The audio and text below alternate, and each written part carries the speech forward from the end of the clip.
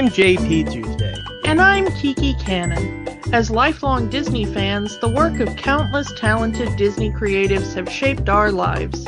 Now, as the Disney catalog expands, we're taking a journey through film and television to discover if that spark that shaped us as children lives on in adulthood. Does your favorite Disney media still cast that same spell? Join us as we find out.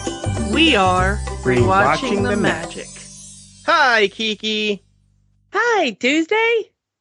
All right, we are once again stepping into MCU adjacent?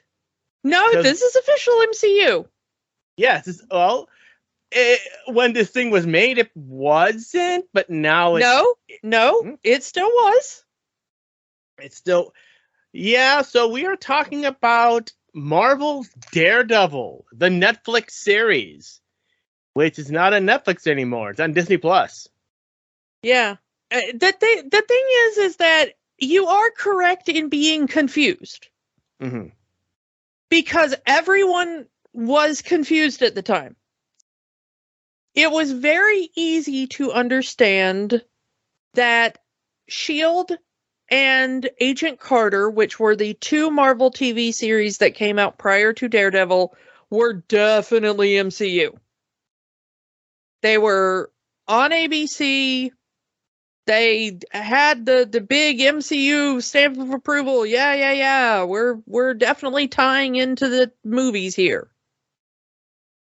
And then they did Daredevil, and it was like, yeah, we've got the street level superheroes, and we're doing them on Netflix, and they are going to mention Marvel superheroes, but they're not really going to be mentioned by any of the other superheroes, and they're not going to cross over with anybody, and we're not really going to acknowledge that they exist in the larger franchise. And like people were like, why aren't these Netflix characters crossing over to anything else? This was a joint production between Marvel's television division, which did Agents of S.H.I.E.L.D., and ABC, which aired Agents of S.H.I.E.L.D. So you would think that at least one of these characters would show up on Agents of S.H.I.E.L.D. in some capacity. You know, you'd think S.H.I.E.L.D. would be interested in a martial arts guy in a red suit, or a super-powered private investigator, or a man with unbreakable skin. But no, S.H.I.E.L.D. had no problem, no interest in talking about any of them. And the big one being, why were these characters not in Endgame? To the point where fans had to make their own edit to put these characters in the final battle of Avengers Endgame. That's how much they wanted them in this freaking movie. And at the time, it was like, well, we're not sure how many people watch Daredevil or Jessica Jones or Iron Fist or Luke Cage or Punisher. So we're not really going to put them in the movie. And lo and behold, out of nowhere, Charlie Cox shows up in Spider-Man. I have always felt it was a cop-out for them to say, like, well, we don't know how many people are watching, because, granted, you and I don't know how many people are watching, but I refuse to believe that Netflix and Marvel never knew how many people were watching. They may not release the viewing figures publicly, but even Disney knows, because we've seen it with other Disney Plus originals. Well, they will say X number of people have watched this show. They did it for like The Mandalorian and for Hawkeye and for all of the other major shows. They'll say, this is the most watched show on our service. It got watched by X number of people. So they knew who was watching and how many people were watching. Yeah, I mean, I think we've talked before, you know, whether or not we've really made it a point on the show, but we definitely talk amongst ourselves about how difficult it is to find numbers on certain things when we're trying to figure out like what we should talk about and what's the most popular and what's really trending among people. Because streaming services are notoriously difficult, even more so than traditional media ever was, about numbers. So trying to figure these things out for people like us who are just trying to follow the trends and figure out what's getting ratings is absolutely infuriating. But I will never believe that on the back end, the companies do not know hard figures. Yeah, and I also think this was also at the time where Marvel Studios and Marvel Television were two different entities. They did not, they had split at this point due to the ongoing disagreements between Kevin Feige and Ike Perlmutter. So Feige, I can see Feige not really wanting to play ball with Perlmutter, and I'm going to have your characters in my movie. Yeah, but it's really weird that in the TV division, these characters were not really playing ball with each other. The fact that, like, you never had Claire show up in Agents of S.H.I.E.L.D. or something, or Foggy show up to give law advice to you don't even need the big people. The fact that not even like a side character popped up in something. The closest we ever got was the newscasters. And that's only because these were actual real life newscasters. Well, yeah, and those don't really count because they're not really MCU people. It's just these are real life people making cameos, Yeah. It's absolutely infuriating that it took us until Hawkeye and Spider-Man and stuff like that for these characters to really be acknowledged into the larger continuity for the Defenders series and that was heroes. Yeah, and that was after Netflix had not lost. They gave up the rights to these characters because these shows were canceled because Disney became a competitor to Netflix by starting their own streaming service. And Netflix said, yeah, we're not going to play with you anymore because you're now our competitor. You can have your characters back. And honestly, as petty as it was on Netflix's part, and as sad as I am for all the actors and creatives in the Defenders run, it might have actually been the best thing to happen for all of them. Because, I mean, we'll see what happens, and of course the reason we're talking about Daredevil at all is because, I mean, not at all, we would have gotten around to it eventually because, it's part of the MCU, and we're just going through it. The reason we're talking about it now. The reason we're talking about the Charlie Cox Daredevil and not the Ben Affleck Daredevil. Well, yeah, I mean, who wants to talk about that? But the reason that we're talking about this series now is, of course, we're going to get a continuation. We're going to get a new series, a reboot series on Disney Plus. With Charlie Cox, yeah. With Charlie Cox and hopefully more of the people. There's been rumors, They're being a little coy, certain people have said, well, they haven't really talked to me and stuff. But the way that, that the MCU does their non-disclosure agreements and stuff like that, you can never take anybody's word for anything. Attention everyone in Atlanta, for Marvel is filming. Yeah. They haven't started filming as of time of recording.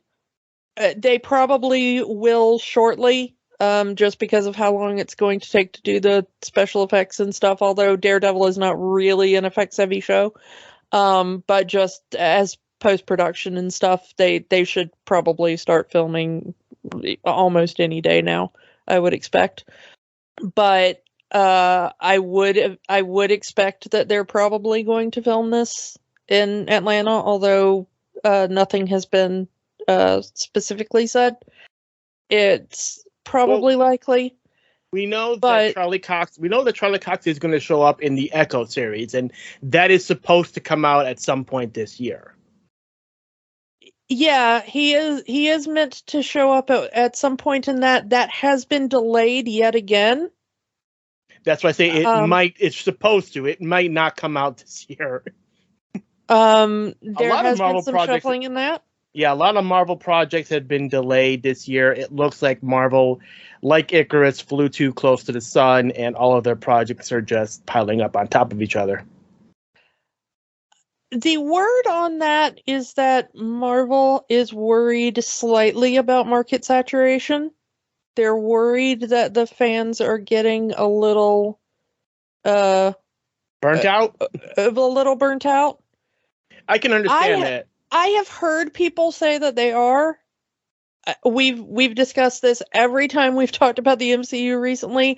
I am still, oh my god, please give me more MCU. I will sit down and watch MCU every day of the week and twice on Sundays. So I'm not feeling that, but if you are, I mean, fair play to you. I'm not feeling your vibe, but if that's where you're at, okay, I'm not gonna knock you for it. Cake is fine. Some people don't want it for every meal. I will eat cake all the time. Please give me more cake. I will eat nothing but cake. Thank you. So yeah, I mean, I'm just sitting here going, more Marvel, please. Thank you. I think that they're trying to slow down a little bit, and also that people won't get as burned out. And that's the reason for it. And I understand. Yeah. That's what I've heard. And I understand that. I can see where it's coming from when you're getting movie and then 6-hour TV show, movie, then 6-hour TV show every other month.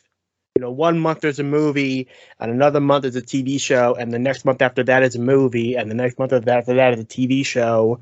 I could see how someone can get burnt out on that, but I, like you, yes, make mine Marvel, give me more Marvel. But I know at some point it's going to affect us too. It just hasn't affected us yet. So, yeah. Will it ever affect me? I don't know. I'm a little terrified how much you'd have to give me to get me to that point. To OD on Marvel? Yeah, I mean, how much Marvel would it take to OD me on Marvel? I don't know. I really am absolutely terrified to figure that out. I'm not sure the limit exists. So yeah, we got the return of Vincent D'Onofrio in Hawkeye. We got the return of Charlie Cox in Spider-Man: Far From Home. The return of Daredevil just a few months ago in She-Hulk. And oh, what a return that was. In the yellow suit from the original comic, as opposed to the red suit most people are familiar with it. Yeah, we had Ketchup Daredevil in the TV series and Mustard Daredevil in She-Hulk. Yeah. So, two great tastes that go great together. Yeah. And continuing Matt Murdock's reputation of bedding many women. Yeah. And I'm just going to say this. For people who are complaining about that, I need you to understand something. All right? I need you to listen to me, and I need you to listen to me carefully. All right? Let me tell you something about my boy Matt Murdock. All right? Matt Murdock, much like Captain America. All right. In the comics, Matthew Michael Murdock be getting it on. He is a player Constantly. Maybe only second to Tony Stark in running a train on the Marvel Universe. Hold your ears over your kids. Hold your That's all I'm gonna say on that. Okay, I'm not getting any more than that. That's as far as we're going. I will say it. Hold your hands over your kids' ears, parents. Matt Murdock is a whore. Yeah, and we mean that in the best possible way. That is said with love and respect. I mean, Claire, Karen, Elektra, Jennifer, that's just in the live action shows. He gets it on with Black Widow in the comics. That is one of the things I am very sad we will never see in the MCU. Yeah. Because Charlie Cox and Scarlett Johansson in a project together as Daredevil and Black Widow would have been so awesome. I mean, I am mad at the MCU for denying us that. Yeah. That would have been some hotness. I just said on social media the other day that I would like to see a bisexual / pansexual Daredevil in the new series, because I think that amount of slutty energy should not be limited to a single gender. I don't know how much the Catholic Guild will get him on that one. You know what? I don't care. He can go to confession all he wants if he feels the need. I don't think that's a thing he even needs to confess about. Be filled with pride, Matt Murdock. That was not a walk of shame. That was a stride of pride. Indeed. No, I am very much in favor of Matt Murdock going through however many people he would like to. Matt Murdock deserves a body count. There, I've said it. And the fact that this is referenced in the show itself, where Foggy says that he seems to have a new girlfriend every other month when they were in college. Yeah, and that's the thing I didn't get was people who were talking about like, oh, he's so different in She-Hulk, and I'm like, nope. Please go back and watch the Netflix series, because that is referenced from basically episode 1. These are the people who heard that their experience in rewatching Daredevil is going to YouTube and rewatching the fight scenes, the one-take fight scenes. Yeah, and that's all they see. Because, I mean, that's basically when Foggy meets Karen. He's like, well, hi, I'm Foggy. This is my excruciatingly attractive blind partner-in-law. You're gonna want to have sex with him one day. I've already accepted that. Like, Foggy has such, like, immediate, unfortunate sidekick energy. You know, it's like, hi, I know I'm not the one everyone's here to be here for, you know, like. Poor Foggy Bear. And the thing is, I love Foggy. He's adorable, but he just walks into a room and he's like, hello, I'm the wingman. Like, have you met my really attractive friend? Have you noticed that he's also blind, and that's going to make you really way more attractive to him? Like Yeah. But before we get into before we dive headfirst into the show, a little bit of backstory. Of course, Daredevil came out in the 60s, very popular comic, but Daredevil's history with trying to get to the screen is a very, very interesting one. First attempt, at least the furthest back that I've been able to find, was around 1974, when, of all people, Angie Bowie, the at the time wife of David Bowie, had purchased the rights to Black Widow and Daredevil after seeing them in a comic book together, wanting to make a TV show based off these two characters. And she did get she did get the rights for 1 year to produce this TV show. The furthest she ever got was making costumes and doing a photo shoot with actor Ben Carruthers as Daredevil and herself as Black Widow. Now, I must say, from this photo shoot, the Black Widow costume, not bad. Accurate enough to the comics for 1974 live action. But that Daredevil costume, yeesh. It's a single red leotard with face paint. Did they even try? I don't even think Angie Bowie even knew Daredevil was supposed to be blind. The thing is that okay. I'm just gonna say it. And Angie Bowie is just the worst. So I'm glad this never happened. She also auditioned for Wonder Woman back when the Wonder Woman TV series, the Linda Carter Wonder Woman, and did not make it there either. I'm not sure if she herself was ever into comics or if that was just a thing that she saw so many of them around because David was into them. I've never known that about her, actually. But I mean, David was constantly into comics, so I know that he had them around. So I don't know if it was her thing or if it was just a thing that she, picked up from being around him. But I cannot imagine what that would have ended up being like. Yeah, who knows? The first actual screen appearance of Daredevil in a live-action sense was 1989's Trial of the Incredible Hulk.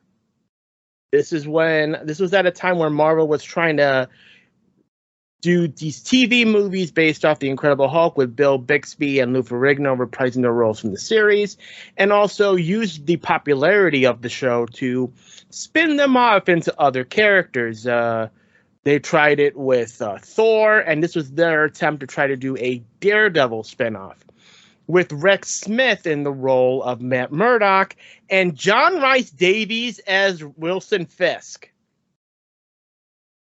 I mean, John Rhys Davies as Wilson Fisk, awesome.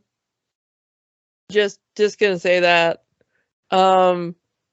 Not so much giving me Hell's Kitchen, probably, but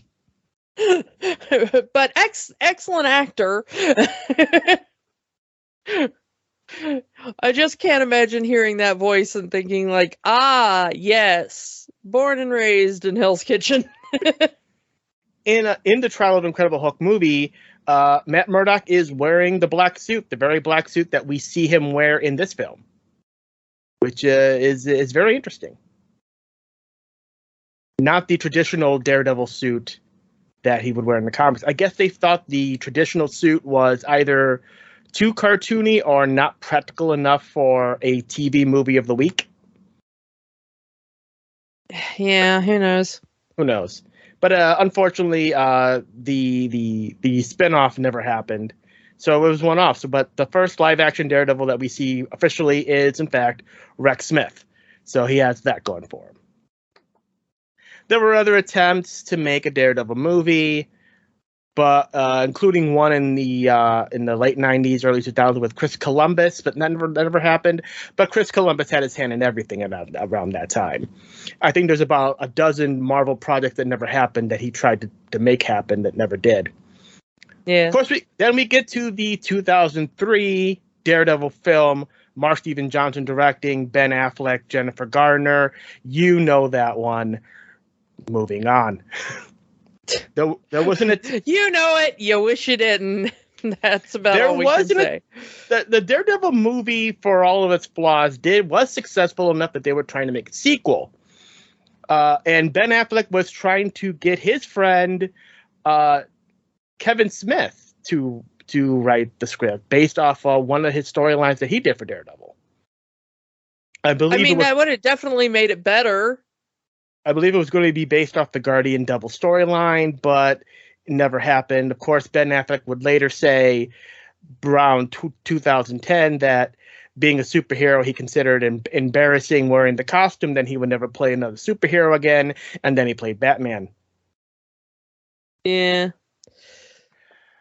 Then, but since the sequel never got made, Fox was Fox was trying to do a reboot around 2010ish with David Slade doing as the director. The idea was that the movie was going to take place in the 1970s. It was going to be very dark and gritty. It never happened because at that Fox was weighing their two options and decided to go all in on the eventual 2015 Fan Four-Stick movie with Josh Trank. Good choice there, Fox. Whatever happened to you, 20th Century Fox? What happened to you after that? What happened to you? Because I'm not saying that going with Fan Four-Stick over Daredevil 1970s was your demise, but here we are. Look at your life. Look at your choices. Exactly. And of course, because they went with the Fan Four-Stick instead of David Slade's Daredevil, they allowed the Daredevil rights to slip away from Fox back to Marvel, which at this point was owned by Disney. So once Disney got the rights back to Daredevil, Drew Goddard came to Marvel wanting to make a Daredevil movie. And his idea was to do a bit of a small scale movie because Daredevil, he's not out there saving the world. He's not out there fighting aliens like the Avengers. He's not even there to save the entire city. He's just there to save his neighborhood, Hell's Kitchen. He's an unfriendly neighborhood Daredevil. And Marvel at the time and even now is not in the business of small scale superhero movies. It's big budget blockbusters. So a small scale Daredevil movie was never going to happen. But it's small enough scale that we can turn it into a TV show. And here we are. And yeah, the idea of what we now know as the Defenders Saga started with Daredevil. So let's talk Daredevil Season 1. Now, this episode, we are going to focus only on Season 1 of Daredevil. I understand that these storylines bleed over into the second season and the Defenders and everything else, but we are only focusing on Season 1 for right now. Got it? Good. Let's go.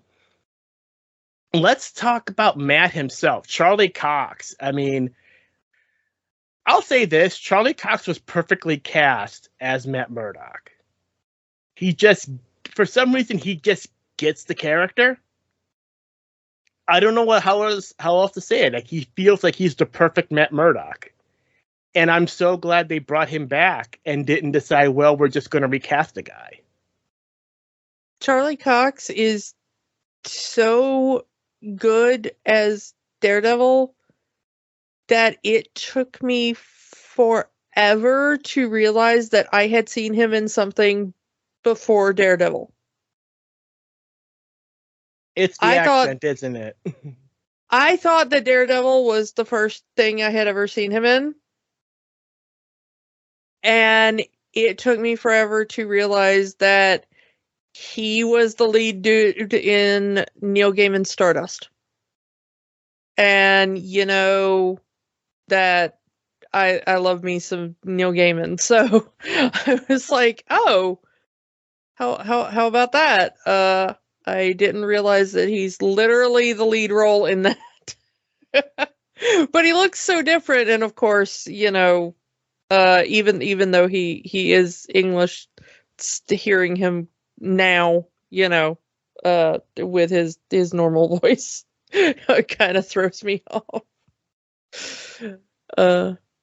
I recently watched his most recent thing, which is also for Netflix, and I was watching him and I was like, oh, this just doesn't feel right. I know this is just him talking with his normal voice, but it doesn't feel right. So you're American now, Charlie. Sorry, we've adopted you. Can you imagine, like they're filming and Charlie Cox and Tom Holland, they're talking to each other, acting in their American accents. They yell cut, and all of a sudden, here comes the British accents. Yeah, I mean, it's the thing is that I'm so used to just Tom Holland's normal voice with the English accent that wouldn't throw me, but I honestly haven't seen enough of Charlie Cox out of character that still throws me. I haven't seen enough interviews or of his other work. But I guess I need to go back and watch Stardust again. I guess. And one thing about these Marvel shows is that they are heavily inspired by certain eras of comic book writers. Like the She-Hulk show was definitely based off Dan Slott's run of the comic. The Hawkeye show was based off Matt Fraction's run of the comic. The Daredevil show, definitely based off Frank Miller. Especially the black suit from the Man Without Fear run. That, I mean, even his backstory is deep in Frank Miller's version of events. So, like, we're talking about, comic book accuracy. Kinda, yeah. In terms of storyline, the show's pretty comic accurate. And I will give it that much. Yeah, but here's the thing. If you're familiar with that run and everything, yeah, you're like, okay, that's where they're drawing that from, and I understand it. I recognize it. But here's my problem, and it's still a problem that I have with the Disney Plus shows. Okay? For most things that Marvel has done on TV, they spend the first season of their show creating a hero. And I need them desperately to stop doing that. The first season is always the origin story. No. Stop it. I'm begging you, stop doing that. An origin story is a movie or a pilot episode. 2-parter at most. Yeah. And that's what I'm considering a pilot episode, because a pilot episode is usually longer, You get basically 2 hours to give me your origin story for your hero.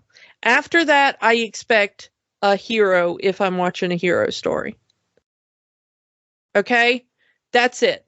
You get 2 hours to establish your character, and then I need your character to be established. The first season of Daredevil is 13 episodes, and we get Daredevil in his red iconic Daredevil costume halfway through episode 13. That is basically 12 and a half hours of him wandering around in street clothes with a bandana over his eyes. And every episode they say, you should get some body armor so this doesn't happen. Yeah, just getting the absolute crap kicked out of him and running to Claire going like, I need you to sew me up again. Like, I get that for about 2, maybe 3 episodes. Because you need to establish, like, okay, he doesn't have healing powers, and we need to establish Claire as a character and a nurse and his friend, and,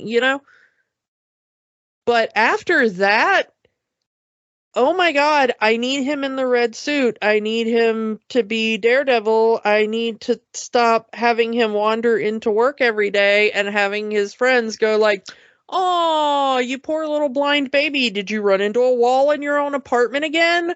Because that just makes them look like absolute idiots.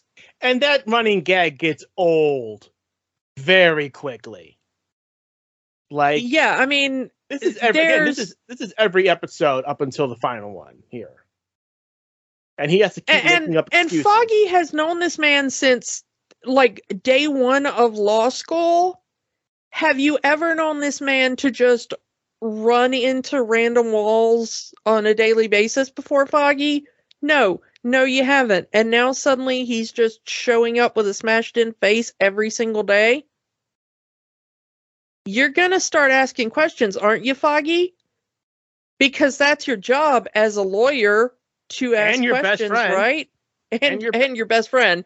But either you're a really bad best friend or you're a really bad lawyer or both. I mean, let's be real. It's both. Well, series. Yeah, but I'm just talking about a normal human being. If your best friend, blind or not, started walking in every day with their face smashed in, you're gonna call like the police for a wellness check to their apartment, right? You're gonna start asking some serious questions about what is going on when you're not there. That's not like, oh, I have a visual impairment and I walked into a wall. I mean, we have blind friends. They do not walk into walls all the time. You know? Yeah. Like give people some credit here. You know? This is not, you can't just, you know, at some point you're going to start saying like, you know, do you have a partner we don't know about? And are there questions we should start asking maybe? Like, is your neighborhood rougher than we noticed? Should we put up security cameras outside your apartment? Do you owe money to some, you know, dangerous people? Like, what's going on? But no, they're just not asking questions, you know? And I think just maybe putting him in the armored suit from Melvin would have a little earlier, you know, would have maybe helped hide that a little bit. I mean, you can still introduce Claire early on and introduce Matt's relationship with her and her as part of the team and her bit of the story, and, you know, that's fine. But please do not drag that out for 13 episodes. And we learned pretty early on that Fisk wears armored suits. And the fact that kind of gets dropped and picked up at the second half of the season. But yeah, they bring up the idea of Melvin and the suits in relation to Fisk like the 4th episode or something. And he shows up in the 8th episode. So he's earlier, you know, they could have moved that up very, very easily. Mm-hmm. But for, you know, Matt asks for that suit several episodes before he actually gets it. And then when he gets it, we really, in the first season at least, only really get to see him wear it for like one scene. Yeah. And that's his final fight with Fisk in the first season there. And even knowing the origin of what he's wearing and, you know, where it comes from and stuff, it just feels like, okay, you throw that in as a cameo. What the audience wants is iconic red or yellow Daredevil suit. Mm-hmm. we want him to look like Daredevil. You know? And then we don't even get him called Daredevil in season 1 until like the last scene. You know, we get him called like the Devil of Hell's Kitchen, or you know, the whatever, but we don't even get him named until, you know, and that's a thing that's still going on in the Disney Plus shows now. Yeah, Miss Marvel doesn't get the name Miss Marvel until the final scene of the last episode of that first season. And she doesn't get her outfit until the last episode. Yeah. You know, and I mean, She-Hulk gets her name earlier, but she doesn't really get her outfit until like 2 episodes before the end of the series. Mm-hmm. And she only wears it like twice. You know? Yeah. And it's like, yes, you can have shows about heroes who are reluctant heroes and still have them be heroes. Mm-hmm. You know, you can have scenes where they do heroic things and wear their costume and are called by their names, and then have scenes where they are introspective about it. Am I really doing the right thing, or am I doing this for myself? You know. Yeah. And I would like to see that. I mean, I like both those things. I like heroes that are self-reflective, but I also would like to see, you know, people in silly costumes beat up bad guys. That's why I'm watching your show. Come on, Marvel, you're here to sell toys. Sell me some toys. Yeah, it's kind of hard to sell me the legendary figure of dude in a black shirt and pants with a bandana on his face. Yeah. That's not what I'm here for. The origin of Matt, you know, the toxic chemicals going into his eyes. The show itself seems to flip-flop on whether the toxic chemicals gives him superpowers or not. That is something that is blatantly said in the comic book and is blatantly said in the 2003 film. But yeah, this is a superpower. He has extra human senses. But again, they seem to play that down and also say he has these super senses and stuff. So they're not even committing to that, which fine, whatever. Meanwhile, across the street, a little boy with 4 baby turtles following that ooze, but that's another story for another day. That's the thing. That's another thing I wanted to say. Like, that's kind of one of the things where you're like, yeah, we are against Disney owning all the things, but don't you kind of wish that was the one thing Disney owned at this point? The fact that Ninja Turtles started out as a blatant parody of Frank Miller's Daredevil, using Matt Murdock's origin to tell you this is how the Turtles came to be. Here are the Turtles, you know, Matt Murdock fights the hand, the Turtles fight the foot. Matt Murdock was trained by Stick, the Turtles were taught by Splinter. The cemetery, you know, that's how it all happened. But to potentially have all of that under the Disney umbrella would be cool and weird and scary at the same time. But Turtles are not owned by Paramount, so that's a different thing entirely. Yeah, I was like, okay, you stay over there with Nickelodeon, I guess. All right, fine. There's a blue preschool dog on both sides of the spectrum here, though. Yeah, I mean, okay. Everybody, as long as everybody has a blue dog teaching preschoolers cool things, okay. I really wanted them to just go ahead and say, yes, that's my superpowers are superpowers. I am a superhuman now. But the show never commits to that, and I really hope that Born Again just finally goes ahead and commits to that. They play it off as it was training, that all of these abilities aren't necessarily superpowers, but these are abilities that he was taught to by Stick.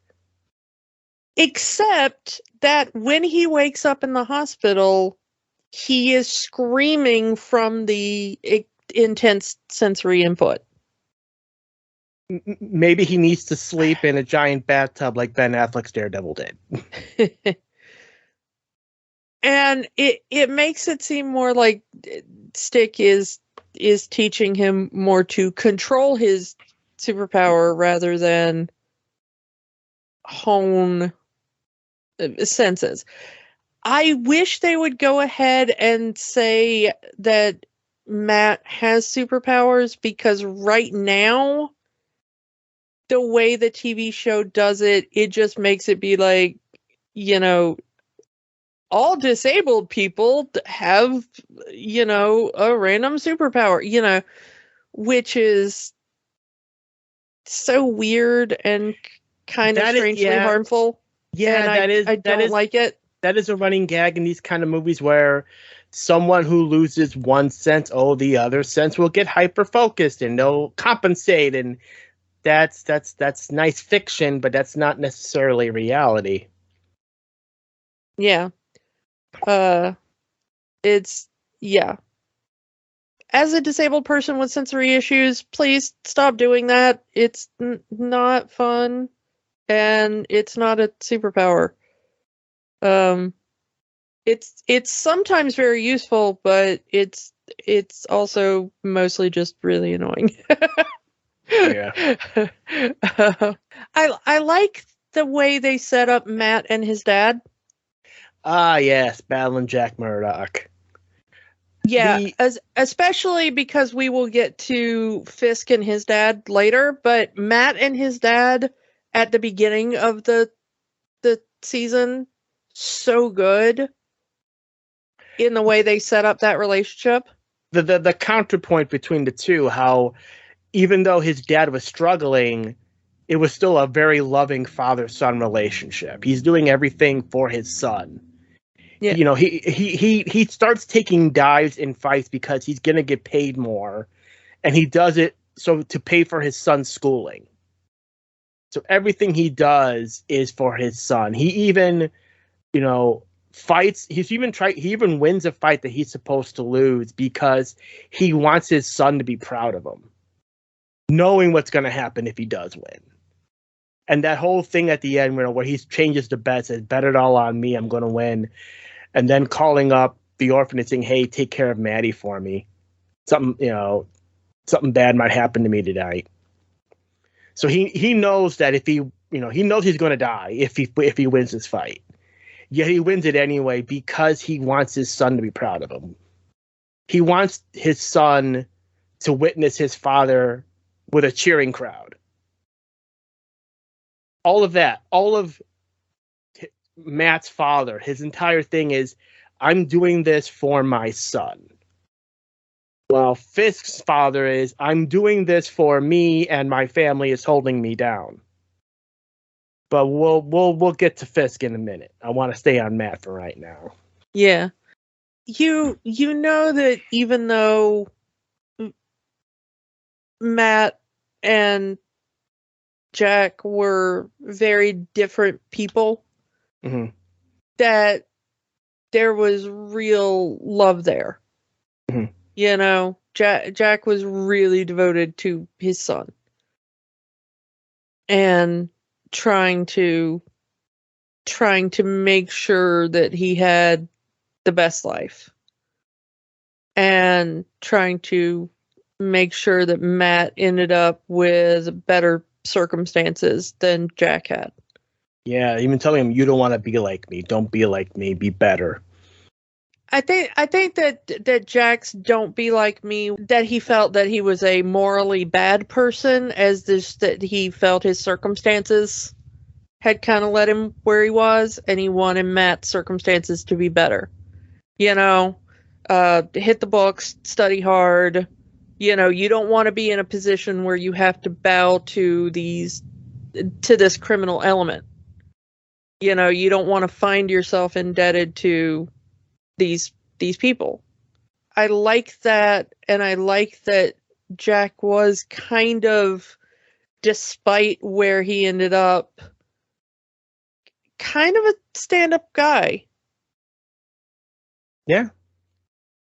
in the end. I mean, he did throw the matches at first in order to try to get more money, but in the end he bet on himself, and he set Matt up, and then he won, even though he knew that he was probably gonna get beat up or worse for it, and it ended up costing him his life. Yeah, but it did end up setting Matt up. You know, he was able to get out and go to college and become a lawyer and be a lawyer, but it did cost him his dad, and which is tragic. Yeah, which leads us to Stick, which that's a whole nother can of worms right there. Stick wants Matt to be a warrior because the war is coming. That's and Matt just wants a father figure, and those two ideologies clash. Stick being so cruel to Matt, saying, you know, I want a warrior, you want a father, this isn't going to work out. Even telling him as an adult, you know, emotional attachments make you weak, cut off your friends, cut off your job. The main goal is the war. Now, granted, at this point in the series, we don't know what the war is. That doesn't come up until season 2. An adult figure in a child's life being obsessed with preparing for the war that's coming has a whole new meaning in 2023 than it did in 2015. Yeah. So it is taking those scenes in a new light. Stick, he sees Matt as his warrior, the one that's going to take down, you know, spoiler for season 2, take down the Hand and save the world from their evil influence. But you know, Matt just, on one hand, Matt wants to just be a kid because he is a kid at that point, and he also just wants to save his city. He doesn't want to really save the world. Yeah. But the thing is that we see in the first season that the reason that Stick abandons Matt as a child is that Matt is he's too kind. Is that Stick's ideology wants you to abandon emotion. You have to abandon your empathy, and you have to abandon your attachment to others. And Matt is doing things like saving the ice cream wrapper that Stick gave him, and, you know, like turning it into a friendship bracelet, you know? Yeah, you know, it's like, hey, you know, I really care for you. You're kind of my father figure. You're, you know, you've taught me a lot. You're my sensei. You're my whatever, you know? And Stick is like, yeah, no, you're too nice. You're too. That is another parallel.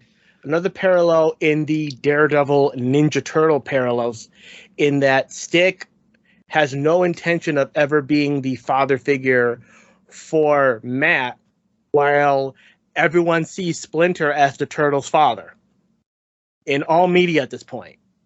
And that's what he wants to be. Yeah. Splinter also sees himself as the Turtle's father. You know, it's very much, and he wants to foster those emotions and good feelings, and, you know, so he's very much the anti-Stick, in that way.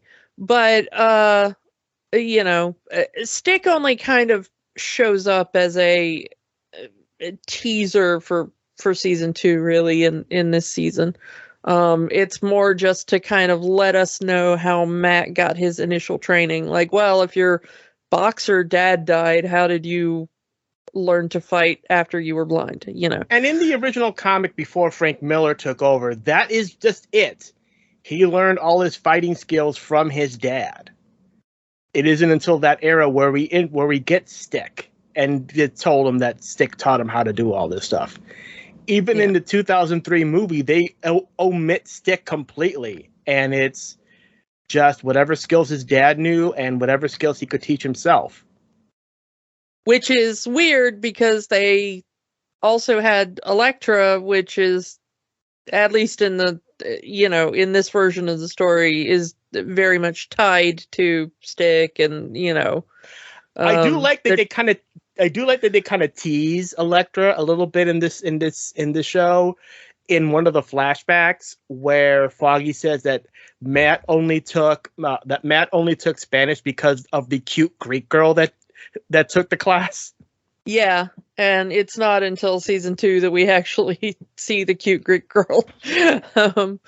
But yeah, it's, things if you're paying attention and a little bit about the comics, you can see things coming. But we get a lot about Matt's faith, of course, because that's always been a big part of Daredevil. The Catholic guilt of Matt Murdock. Yeah. But Matt is also a huge hypocrite when it comes to his Catholicism.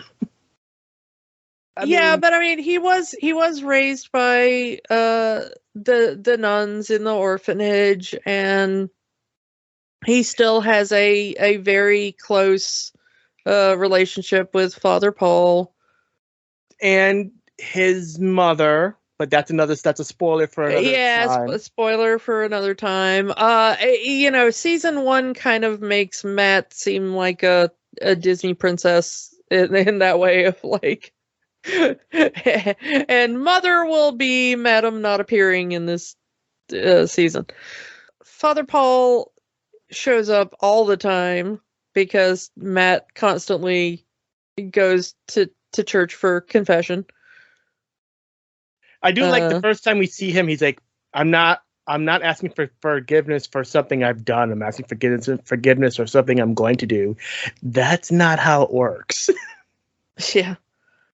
And yeah, it's, much like the comic and even the 2003 movie, where the father fully knows what's going on, but confessional confidentiality, can't say anything. Yeah, I mean, he does give him advice throughout and talks him through it, but it's a really good relationship, and I do like the conversations that they have, and I do like the sort of paternal, I mean, yeah, he's a Father Paul, but he really does take that paternal role on for Matt.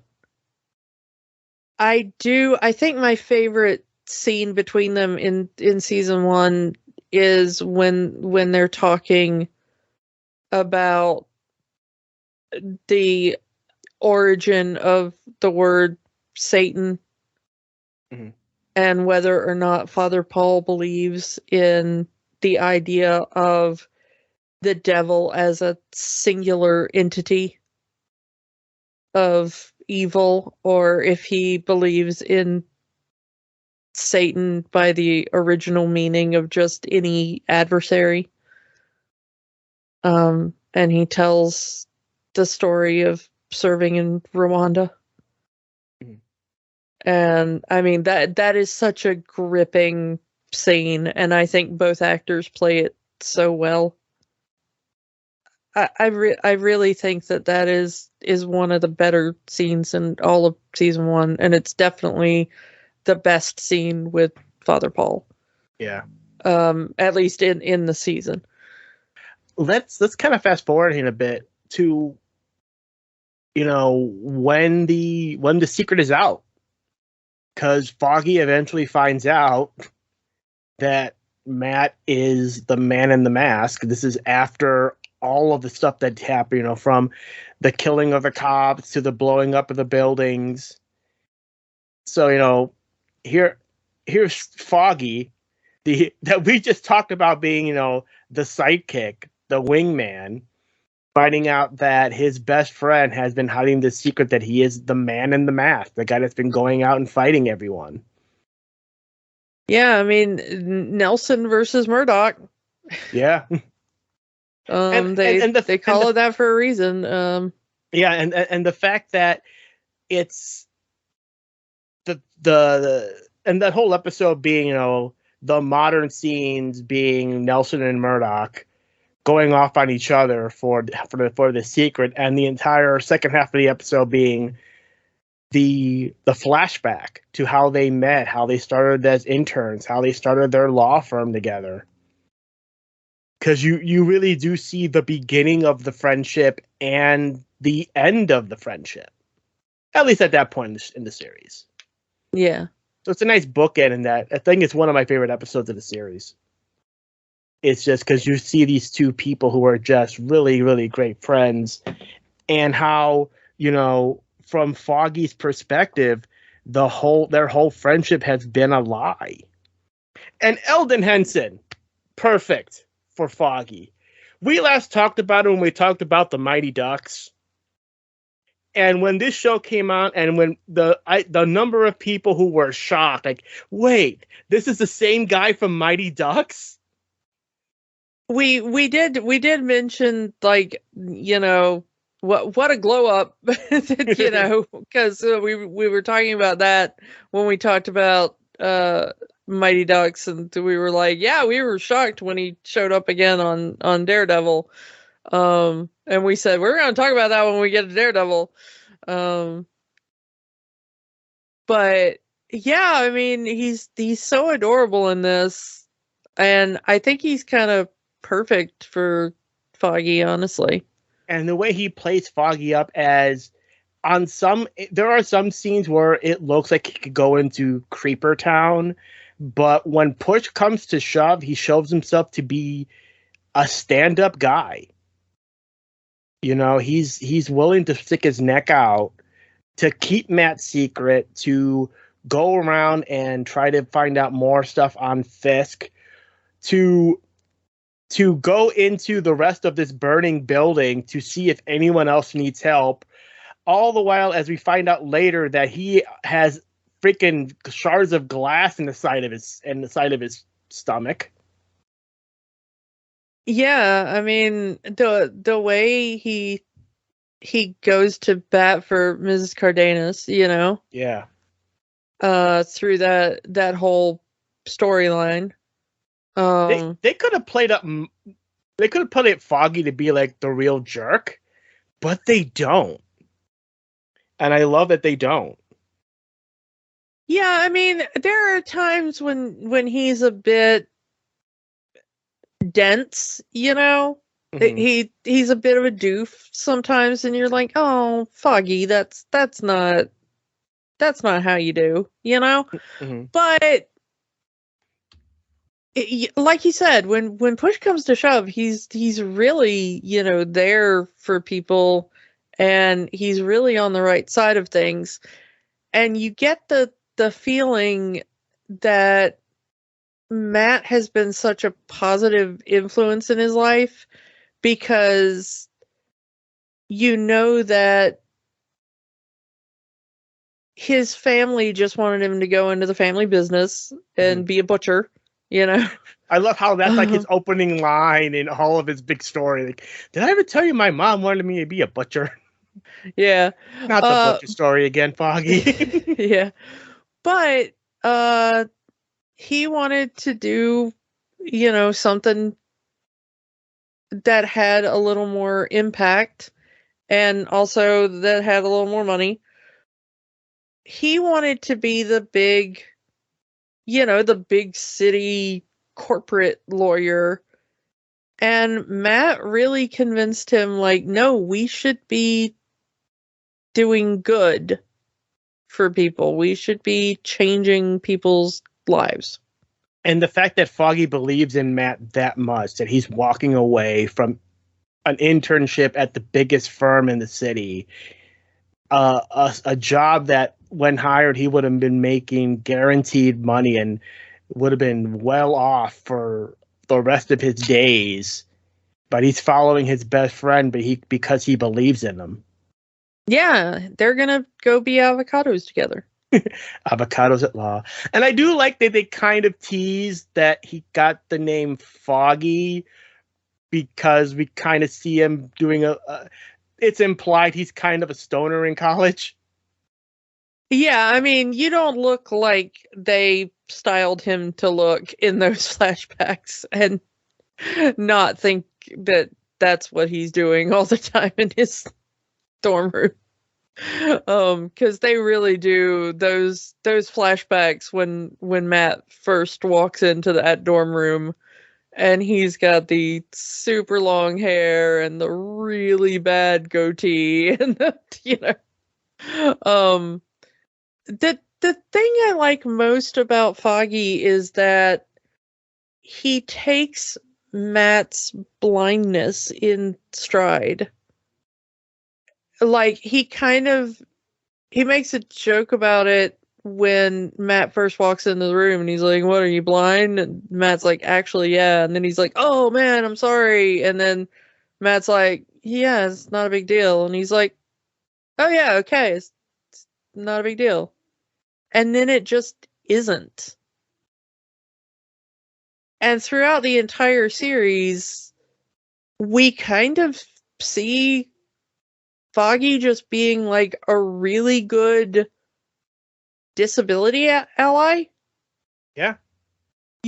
People will do things and Foggy will just kind of automatically just explain to Matt what's going on.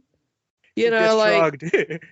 Yeah, they shrugged or they smiled or they nodded or whatever, and he'll just make sure Matt's filled in on what's going on, and it's not like he doesn't stand up and like make a big deal about it. Like, "Excuse me, everyone, please remember that my partner is blind and you're all being jerks." Like, he just kind of calmly just like, she shrugged, she nodded, they did a thing, or "We're gonna cross the street now," or "Traffic is cleared," or whatever. And it's so cool the way they work it into the show as just, these are two friends and Foggy is used to this and it's not a big deal anymore, and it's not like he's not constantly like wandering around being like, "Look everyone at how I help my poor," and then it's like in situations where he knows that Matt is fine and can do things, like he just, he doesn't come into Matt's apartment and be like, "Oh, can I get something for it?" Because it's Matt's apartment. Matt knows where everything is in his own apartment.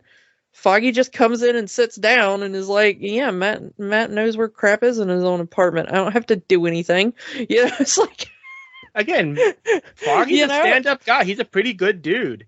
And that is apparently what attracts Marcy to him. Because we got, Foggy complains that he doesn't get the girls like Matt does, but Marcy seems to be super into him. They apparently dated at one point during their internship, and she's still into her Foggy Bear. And Marcy's a looker. Yeah. Marcy's got it going on. But the thing is I think that Marcy's into Foggy because, can you imagine working at a place like Lamon and Zach? Oh my goodness, the sorts of douchebags she has to be around every single day. And then in a place like that. And then there's kind, sweethearted Foggy Nelson. Yeah, and then Foggy just walks in and he's like, "Hi, I'm adorable, and I don't spend 24/7 thinking about like money and backstabbing people," and like, even though that has to be such a breath of fresh air. Even though that was almost the road he went down if it wasn't for Matt. Yeah. And so I'm like, that's gonna be great, you know? Like, what a great thing. But And the fact that Marcy is disappointed when Foggy calls her for help is like, I thought this was a booty call. yeah, like, oh, you want me to do something ethical? Aw. But still, I mean, you know, that it's probably the reason she's attracted to Foggy, and I don't blame her because that is very attractive. Yeah. Ethics are very attractive. Just FYI, ethics are attractive. Honestly, that's probably why Matt gets so much.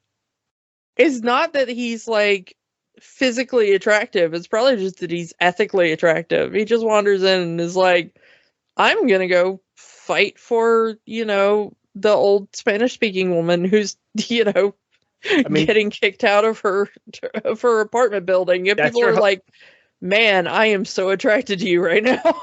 That's his whole thing, fighting for the little guy. Yeah. You know?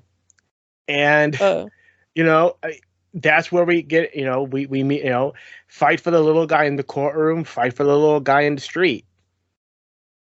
And then he ends up in a dumpster. Enter Claire Temple, Rosario Dawson, now our Ahsoka Tano in Star Wars.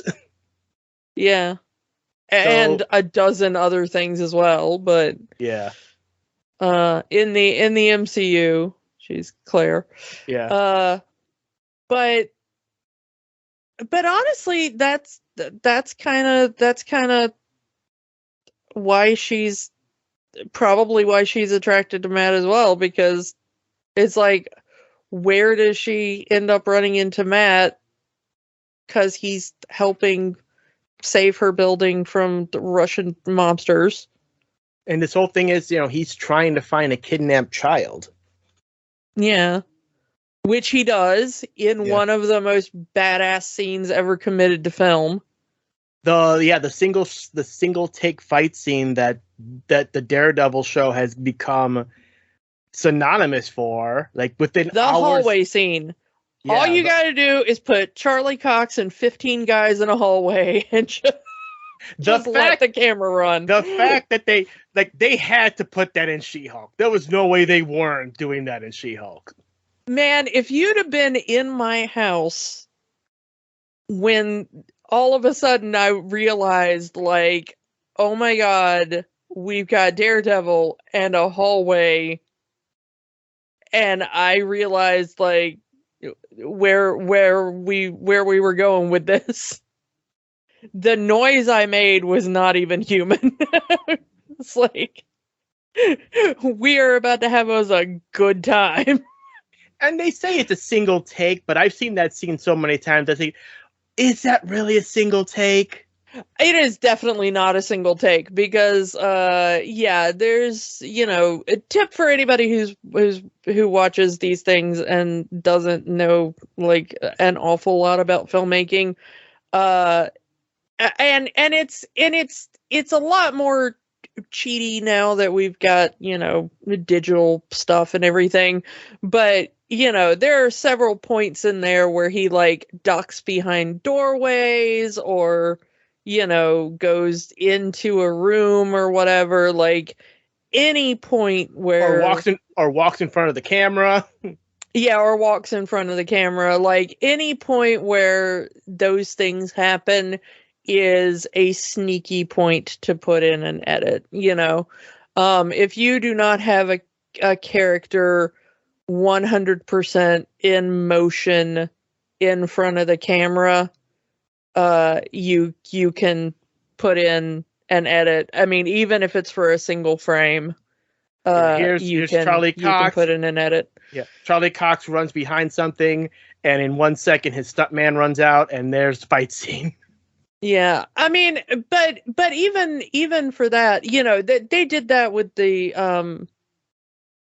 long single take Lamentus shot in Loki, where they're running through to try to catch the rocket ship on Lamentus, and that's a single take shot.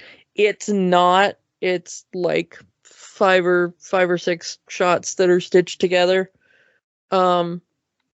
And that's done the same way, is that there's shots where the camera pans behind a set piece, or a character runs in front of the camera and completely obscures the angle for, 2 or 3 frames, and they can edit that way, or, things like that. So yeah, it's a thing that looks like a single take, but is not actually a single take. Sorry to ruin that for you if you were still under that impression, but it's still such a good scene, because the thing about it is not like, oh, it's a single take. The thing about it is it's such brilliantly good fight choreography. Oh yeah. The fight choreography in that hallway scene is just so good. And if you haven't seen it for a while, look it up either on Disney Plus or on YouTube. Because it's just so worth a rewatch, and it really brings it home of just the tenacity of Matt as he goes through, and then the final bit where he walks into that room and you don't even see him finding the child. You just hear the child off screen. And then he says, like, something like, I'm here to help or something. Take you back to your dad, yeah. Yeah, and then he comes out holding the little boy. And it's an effective scene. One thing that I love, he actually unmasks before he gets into there to get the kids' trust. It's very similar to, the Amazing Spider-Man hanging car scene where Peter takes his mask off to get the kids' trust. Look, I'm just a guy. Yeah. And, again, Matt... Well, I mean, the kid's been kidnapped, and the kidnappers probably hid their faces and stuff. And, I mean, Matt's smart enough to know, like, you don't want the kid to think you're just another kidnapper, Yeah. The thing about all of that, though, is just the way that Matt and also Foggy are able to get people's trust, both of those characters, because they're such innately good and helpful characters. Because we see it when Matt meets Claire, she's very worried about it at first because, hey, I found you in a dumpster outside my apartment building, beaten half to death, what's wrong with you?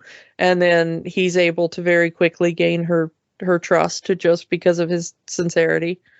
And then, of course, the way that they're able to meet one of our other characters, which is Karen as we Page. get into her story.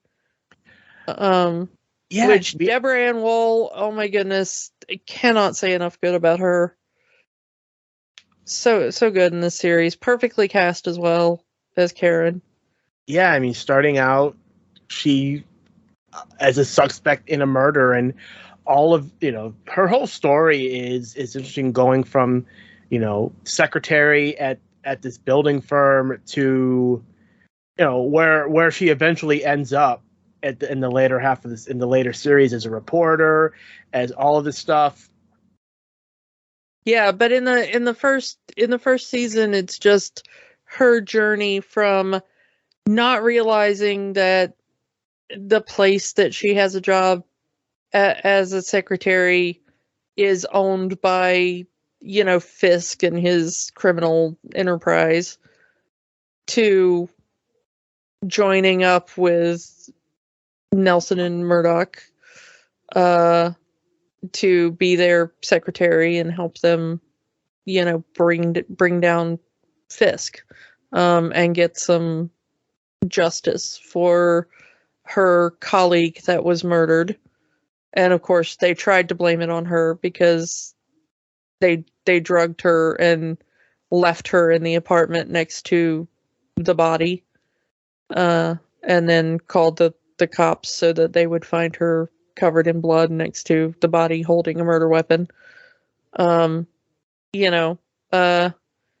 and Foggy had an in at the police department, and they were like, hey, if you hear of any interesting cases, let us know, and we'll show up and just be like, hi, we're your lawyers. And that's what they did with Karen. And she was like, I don't know you, you're not my lawyers. And they were very quickly able to gain her trust because, well, who else is going to help her? I do love the running gag of Foggy buying the one cop's mother cigars just to get if you hear a case, give us a call because we need clients. Yeah. I will say the one thing that bugs me about Matt's superpowers, because it's based on such weirdly debunked science, because, the thing is like, oh, Matt can hear people's heartbeats and tell if they're lying because, he's a human lie detector or whatever.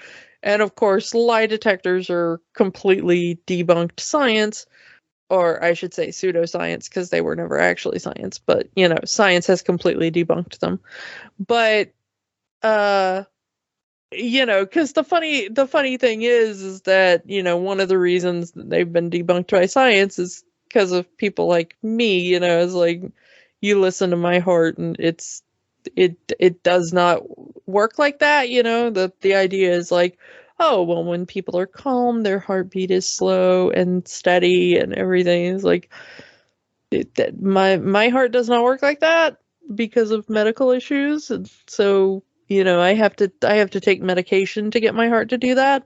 So unmedicated, my heart beats rather erratically and extremely fast. So, Matt Murdock would be like, what's your name? And I could answer entirely truthfully. And he'd be like, a liar. Your heartbeat is beating extremely fast and totally irregularly. It's like, nope, it's just my medical condition. So yeah, think about that, Matt. It's the MCU. We can believe people it's comic can. Books. It's comic books. Yeah. But we get Karen's whole story of she's at the end of all of it, she's offered the plea deal from whatever company this got refolded into to keep quiet about it. Here's money. You sign this document. You don't talk about us. You don't talk about what you saw. You don't do anything. And yes, I'm skipping a lot of the story, but I'm getting to the meat of this. You sign this document, you get money, and then you never talk about this again. And even though she signs the agreement, she gets paid out, she cannot let it go. And everyone's telling her, let it go. We get Ben Urich, our another character from the comics, the reporter. And he's telling her, let it go. Don't go into this. And she can't. She just has to deep dive into all of this. And, she has to find out what this is about, what that's about. What is this on Fisk? No one knows anything about the guy. We need to find out what he is, who he is, what he's been doing, how he got all of this. And on one side, you can appreciate that in a way, Matt and Foggy have rubbed off on her and that she's seeking justice. But there's a difference between that and obsession. And I feel like it borderlines into obsession as the series goes on, as this one season goes on, to the point where she tricks Ben and saying, "Oh, I'm going to find a new home for your wife who you can't afford the hospital, the home she's staying in. Well, I'm going to find your wife a new home," and it's all a setup to find Fisk's, Wilson's mother, to get information on him. I'm gonna say I agree with you that you can call it obsession, but also like they murdered a man. They tried to murder her. They murdered Ben. Well, they will eventually murder Ben, and you have to ask yourself, like, what is the point where you say, yes, it is an obsession, but is obsession with truth and justice ever a bad thing? True. I mean... But how many people died as a direct result of Karen's meddling? But in a way, with the exception of the one wormy guy that she shot in self-defense who worked for Fisk, who kidnaps her. Okay. How many of those did Karen kill versus how many of those did Fisk kill? True. Okay. Karen, you can say, like, well, Karen was meddling in things, but Karen is not the person who chose to do bad things. You cannot say that the person who is doing good caused a villain to do bad things. You know what I'm saying? Mm-hmm. Like, Fisk is definitely the bad guy here. Unlike most Marvel villains who frequently have some sort of point you can kind of believe in up to a point, we're not talking about a Killmonger, or we're not talking about the Flag Smashers or something who sort of have a point you can go, like, well, actually, Mm-hmm. Fisk is just kind of a crime boss, like, he's the Kingpin. That's what he does. Like, hi, I'm a mob boss. Welcome to my criminal empire. And as a side note, I will say that I love that the fact that this entire, at least this first season, is filmed and written as a crime drama first and a superhero show second. Yeah, it's very much written, kind of like this is the Sopranos or something. It's like it's very much, hi, this is the down to earth thing, and other than a few mentions of Captain America or whatever, we're not dealing with superheroes. And I do like that the only reason they got their office in the first place is because the rent was cheap, because the entire neighborhood was trashed in what they called the incident. Yeah, we're still at the point where anything that's not in the movies can't directly reference the movies. Like there's some sly, like, oh, if you had a metal suit or a magic hammer, we would believe your story. Yeah, other than the fact that Foggy directly says the name Captain America at one point, everything else is kind of very obscure in reference to the MCU. But yeah, they talk about the incident, which brings me back to, remember how I said the entire MCU is built on daddy issues and Loki? Well, here we go. Daredevil is built on daddy issues and Loki. Because Wilson Fisk is built on daddy issues, and they got their apartment thanks to Loki. So, or their office thanks to Loki. Yeah, this entire series is directly coming out of the events of the first Avengers movie, because, in real life, Hell's Kitchen, while not the best, wasn't in disarray, and after the Avengers, it's complete disarray. And the incident had allowed all of these crime bosses to kind of get more power and all of this stuff. And, yeah, it's indirectly allowed, spoiler for the rest of this for other shows, but it's kind of allowed the Hand to get more of a grip, in New York as a result of Loki's actions. Yeah, I mean, it interconnected more than you would think. They're just not allowed to very specifically say it. Going back to what Karen does, everybody kind of wants to portray her as this like meddling, busybody who won't let it go, but honestly, I'm not sure she should let it go. And the thing is that yes, she won't let it go, and Matt keeps telling her like, let it go because you don't want to get hurt. But the thing is Matt's not letting it go either, and nobody ever faults him for it. I think it's one of the things, one, main character. Two, he actually has the skills to defend himself. Well, from what we understand about Karen at this point in the series, she can't. But ethically speaking, these two people are doing the same thing. They are using the tools at their disposal to try to serve the cause of justice.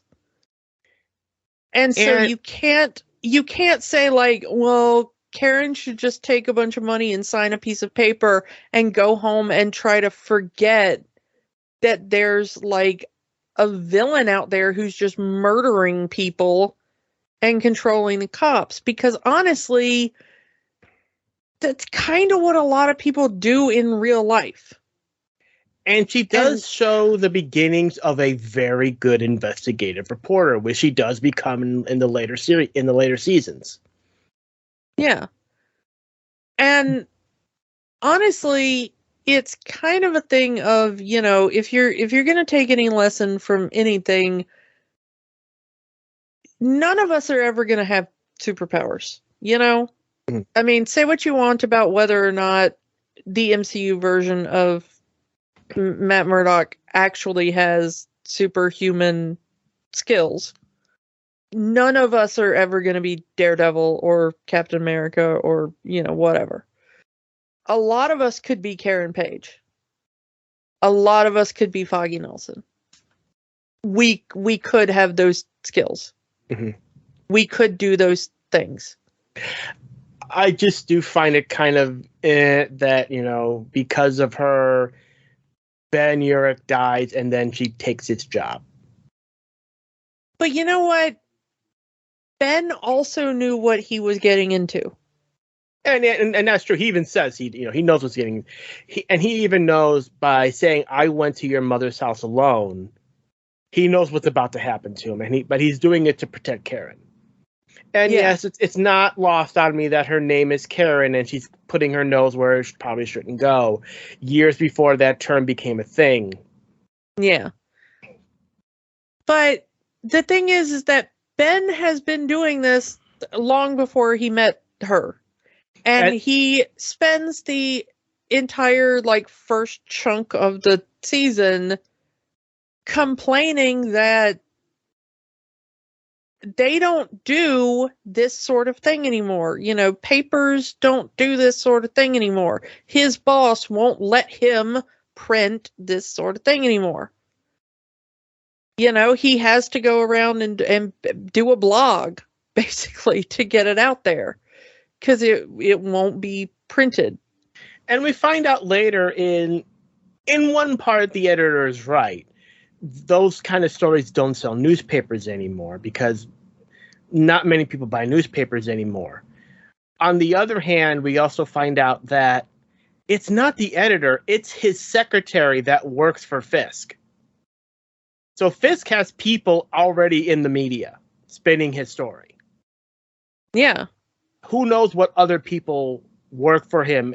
We never see that happen in the show, but who knows what other people work for him on the news networks at the other papers, Yeah, and probably the television media and the, other thing. I mean, and you don't need to own the CEOs of places necessarily, although he very much might have some sway with them because, we see him going to fancy parties and hobnobbing with them, Mm-hmm. But if you can get one person in a lower down position in the right place to just make sure a memo never makes it to somebody, or a email gets deleted, or Mhm. A lot of those people just at the very top, things just go through their secretaries or their assistants or whoever, and if you can make sure that the assistant doesn't see it, or the assistant works for you, or the whatever, then it never makes it to the top person. They never hear about it. They never, you don't need to pay off the top person if some person lower down can just make sure the right thing never makes it up the chain. So I kind of like that it was the secretary at the at the editorial office, because it shows how things can get overlooked and missed and thrown away, and And I love the framing of that scene where the FBI, they're arresting the crooked cops, they're arresting the senator, they're arresting everyone that we've seen so far work for Fisk. And then they go into the newspaper, and the way it's framed, you think it's the editor, and then he turns around and looks at his secretary as she's getting arrested. A character that we've only seen in the background, who's had no lines the entire series. Yeah.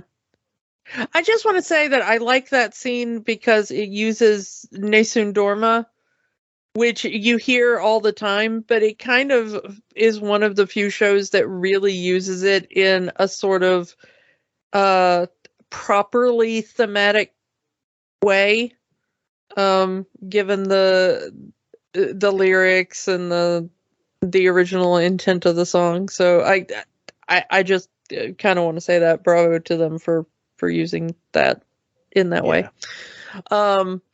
I just don't like when the way that they treat Karen, both in the show and the way a lot of fans treat Karen, for the she should have let things go with Fisk, because I support Karen, and even though it's very sad what happened to Ben, I think Ben absolutely knew what he was getting into, and I think that even though it is sad what happened to Ben, I honestly think that's the way Ben would have wanted to go out. And he left his wife a comfortable sum. He, as she says at his funeral, he had a life insurance policy put on himself after another criminal threatened him years ago. So he's she's okay. Yeah. It's not exactly like when you talk about how Karen eventually ends up in Ben's job, it's not like she immediately is like, well, Ben's barely even cold, let's move into his, that's way further down the road. But but that chain of events that cannot be ignored. But also, to get back to Foggy also has, while Karen has the guilt that she caused Ben's death, Foggy gets the guilt of Mrs. Cardenia's death. Yeah. Because, while Matt's saying, hey, take the money, move out, it's not worth the fight, while Foggy is saying, nah, fight, take it to the man. It's your house. It's your home. They can't kick you out of your home. And again, Foggy's right. Foggy is right on that one. And once again, he's not to blame for her death. Fisk is to blame for her death. It is the right thing to do to fight these things. You are not. Yes, if you feel you are in danger and you need to make a strategic retreat to save yourself or the people you love, I'm not going to say every fight should be a fight to the death. Okay, I'm not saying that. But I don't think that either Foggy or Mrs. Cardenas could have seen that, like, oh, Wilson Fisk is willing to blow up several neighborhoods using a suspicious gas leak because he's annoyed about this situation. Because the people he works for need this specific block. And again, teaser for season 2, teaser for the Defenders of how important this one city block is. Yeah, but I mean, if you're just imagining, like, well, this is just a landlord being unreasonable, Foggy is correct. That is a point where you should fight. You have every ethical right to that, you know? He did not realize that her life was in that much danger because he did not realize what a absolute psychopath Wilson Fisk was at that point. So, you know, did not have all the information there. So again, Foggy is not at fault. Yes, you should fight, you know. Matt maybe had a little more information. I still don't know if Matt was completely in the right at that point, because I don't think Matt foresaw them doing what they did either. He might have thought, like, Fisk is the type of guy to send mobsters to her home to, you know, beat her up or something. As far as you're aware, that was probably... Yeah. As far as you're aware, Mr. Tully, later Fisk, wants to take that land and turn it into condominiums. Little did we know that that's going to be the office building, that will be the lair of the Hand and the Defenders, blah, blah, blah, blah. But, you know, they didn't know what the importance of this one city block was at that time. Yeah. But, yeah. But, yeah, so, I mean, Matt may have had a slight thing of, like, no, you know, the people you're dealing with might be willing to come break your knees over it, so, you know, maybe don't put her in that kind of danger. But, you know, I'm still saying Foggy was right from the information he had. I'm still of the opinion that, you know, people backing down is kind of most of the problem with the world. But I think you know, we've kind of danced around Mr. We don't say his name, even though we've said his name a lot.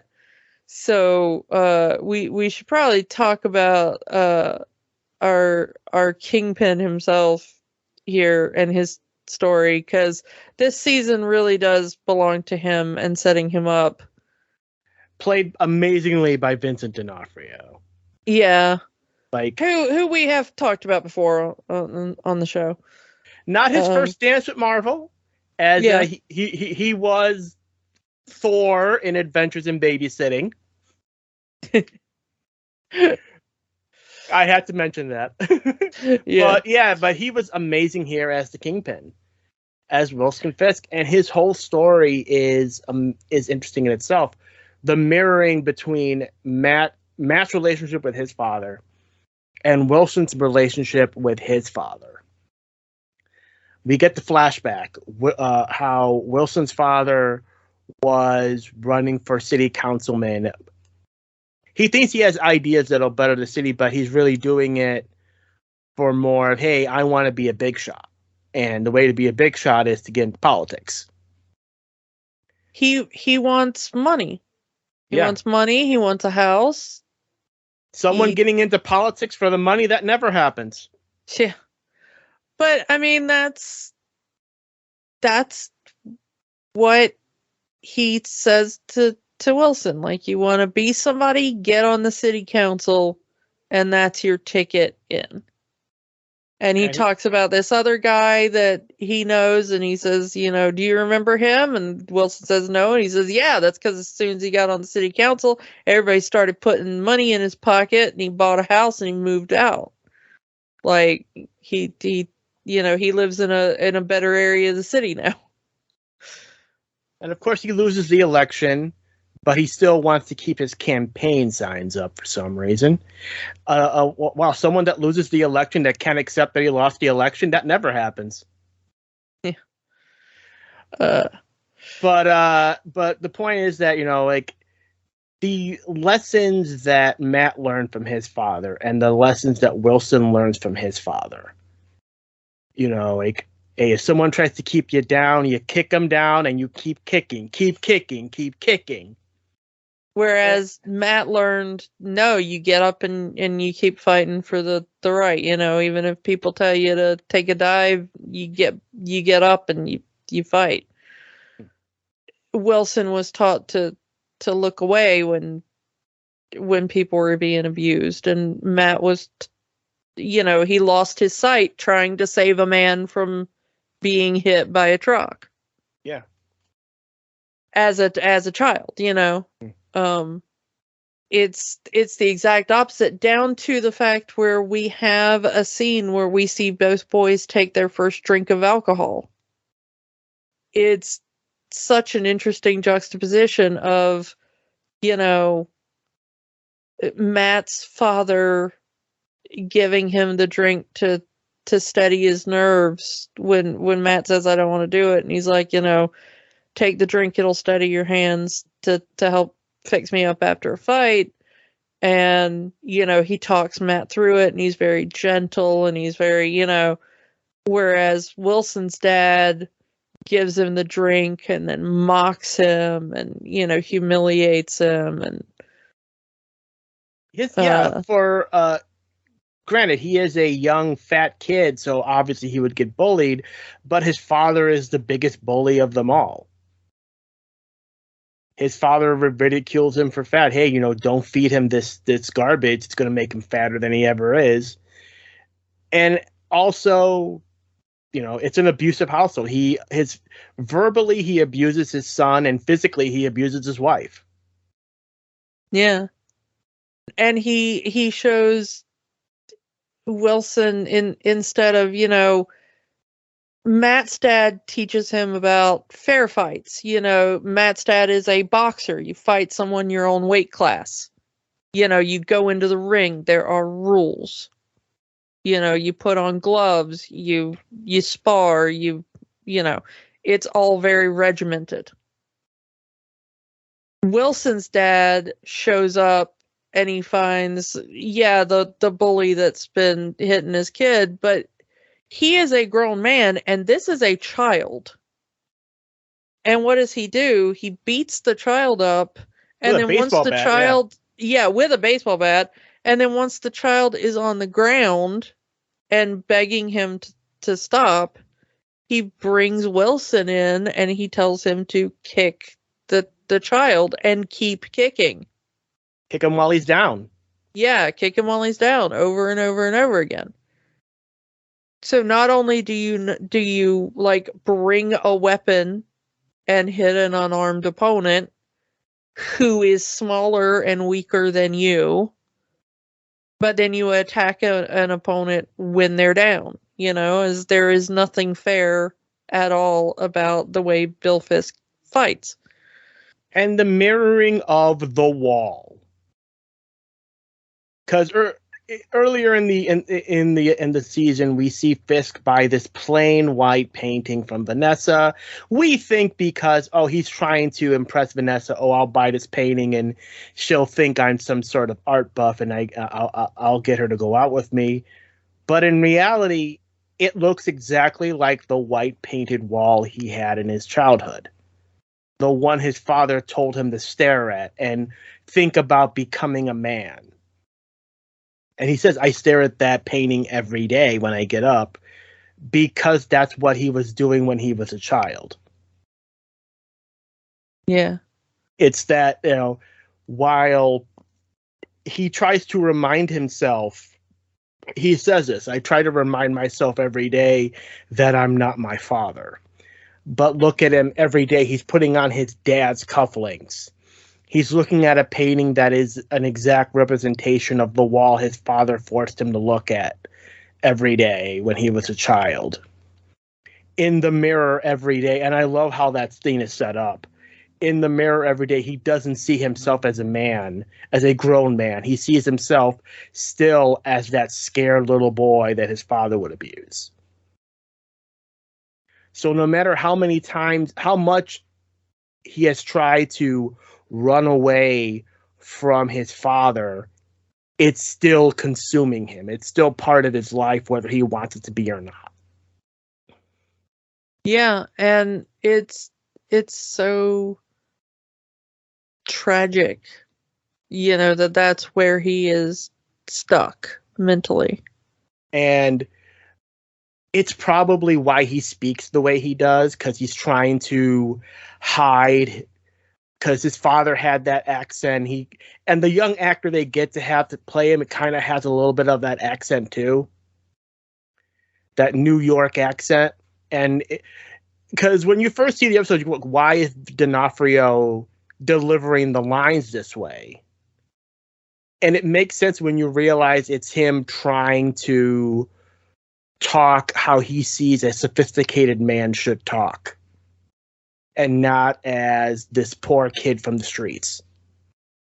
Whereas, even though Matt had a good education and is extremely knowledgeable and stuff, he does speak a little more like a New Yorker. yeah, a little more like a New Yorker. I mean, it's not extraordinarily pronounced, but as good as a New Yorker. He and Foggy kind of talk similarly. Yeah. Well, they both grew up in Hell's Kitchen, so yeah. Yeah, and they kind of sound like it, So and kudos to Charlie Cox for doing this while trying to suppress a British accent. Yeah. Although I will once again remind casting directors, we have American actors. They exist. You have several of them in this TV series. No,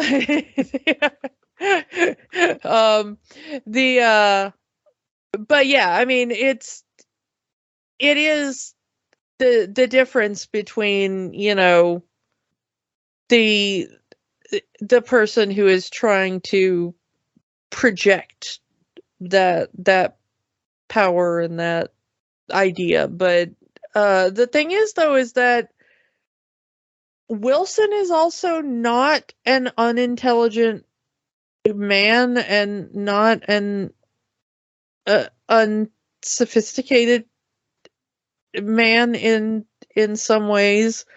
We know that he has learned multiple languages over the course of his career. Mm-hmm. Even though he has his little lackey translate for him, he has learned the languages of all of the people that he has to do dealings with. So he has learned Japanese, he has learned Russian, he has learned Mandarin. I think it's more of just in case they're talking crap behind his back, rather than and keeping the translator for appearances kind of deal. But that's still an incredibly savvy move that not a lot of people are capable of or would be willing to follow through on. So it shows a great deal of tenacity and a great deal of intelligence and forethought. Intelligence in the appearance of ignorance. Well, yeah, I mean, it also, shows intelligence on the part of Madame Gao that she figured out a long time ago that he spoke all those languages and the translator was just for appearances. We can talk about Madame Gao. Yeah, that's probably my favorite scene with Madame Gao in the first season is her meeting with Fisk, where she's like, yeah, we don't need the translator, do we? And he was like, wait, you speak English? And she's like, yeah, and I know you speak Mandarin and everything. I love that she was just that one step ahead of him, and he was like, how long have you known? She's like, oh, for a while, and I know you speak Japanese and Russian too. So why are you speaking to me now? Because you're slipping up because you got a girl now. Yeah. But the whole thing of Wilson just getting fed up of the abuse, of getting fed up of the verbal abuse from his father, the physical abuse to his mother. He just can't take it. And he takes the lesson that his father taught him. His father took a weapon and beat down this other guy, this teenager, and then told Wilson to kick him. So that lesson goes back to him, where Wilson picks up a hammer, wait until his father's back is turned, and bashes his skull in. While he's saying, keep kicking him, keep kicking him, keep kicking him. But I think that the person we gotta mention at that point is his mother, who just looks at her son, who has completely lost it at that point. Because I don't think he realized what he was doing at that point. He just snapped. He's what, 12 at that moment. He was just trying to protect his mom. Yeah, and he's just trying to protect his mom. The mom sees it, and she realizes what's happened. Like, okay, my husband's dead, and if anybody finds out, they're going to take my son away from me. And she loved her son. She immediately just looks at him and is like, get this all. To like no emotion, no panic, no nothing. She just looks at her son. She's like, it's okay, baby. It wasn't your fault. You were just trying to help your mama. Get this all. It sounds like she's been planning this for a while. And I mean, I wouldn't blame her if she had been. So, yeah. I'm not blaming young Wilson or Marlene at that point for what they did. Bill was awful, and he had it coming. Yeah, I mean, he had it coming. It's fine. It's fine. If it wasn't Wilson, it would have been the mob bosses he owed money to. And there's a nice, I never noticed it until this rewatch, was the mob boss that Wilson's father owed money to is the first mob boss that Wilson gets rid of. Yeah. As an adult, it's like, my father may have been a POS, but you're still a POS too for getting money out of him. So we'll take you out first. The thing is that is another thing. I mean, spoilers for a later season, but that is another thing about the difference between Fisk and Matt Murdock is that when Wilson Fisk had the ability to take out somebody who did his father wrong, that's what he did.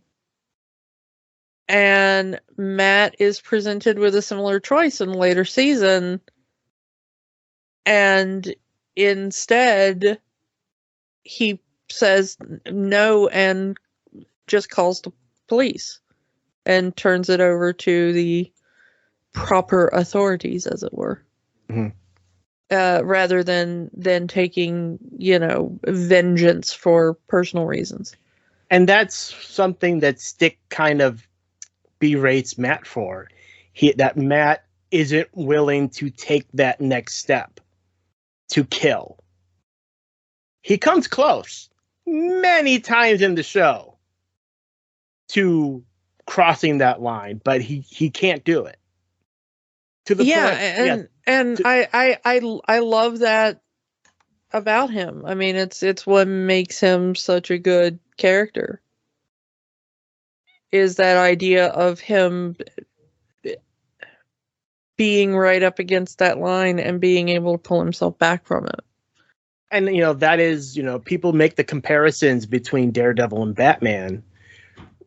Batman doesn't kill because he knows if he crosses that line, there's no going back. Daredevil doesn't kill because he doesn't want to cross the line at all. Yeah, and we see it several times in the first season. There's even, the one point where the guy just he's got the one guy and he's asking him for information on Fisk before he gets the name Fisk. And he's like, tell me who you work for and all that kind of stuff. And the guy's like, nah, you go ahead and kill me. Go ahead and kill me because I'm dead anyway if I talk to you. Matt refuses, and the guy calls Matt a coward and then kills himself. Yeah. Which terrifies Matt, just being there. And that happens a couple of times, where the deaths around him are accidental, or the other people, cause their own deaths out of fear of what Fisk will do to them or their families if he thinks they talked.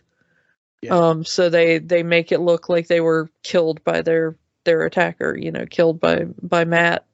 So it looks like they died rather than speaking. Matt refuses even when people are saying you might as well kill me, because I won't talk to you. He won't do it. The bit about Fisk is, and his thing of, Matt, we've talked and joked about, his kind of, running a train through the Marvel universe, but Fisk has the one woman that he falls for, Vanessa, the art dealer, and how that kind of changes him. And I don't want to put down any of Matt's partners, of course. Fisk's love becomes bizarrely obsessive in a very bad way. The thing with Fisk, and it goes back to what I've said before, Fisk grew up as the fat kid. And he even admits he hasn't been on many dates in his life. Nor has he. I think this is really the first time he's ever felt love for another person.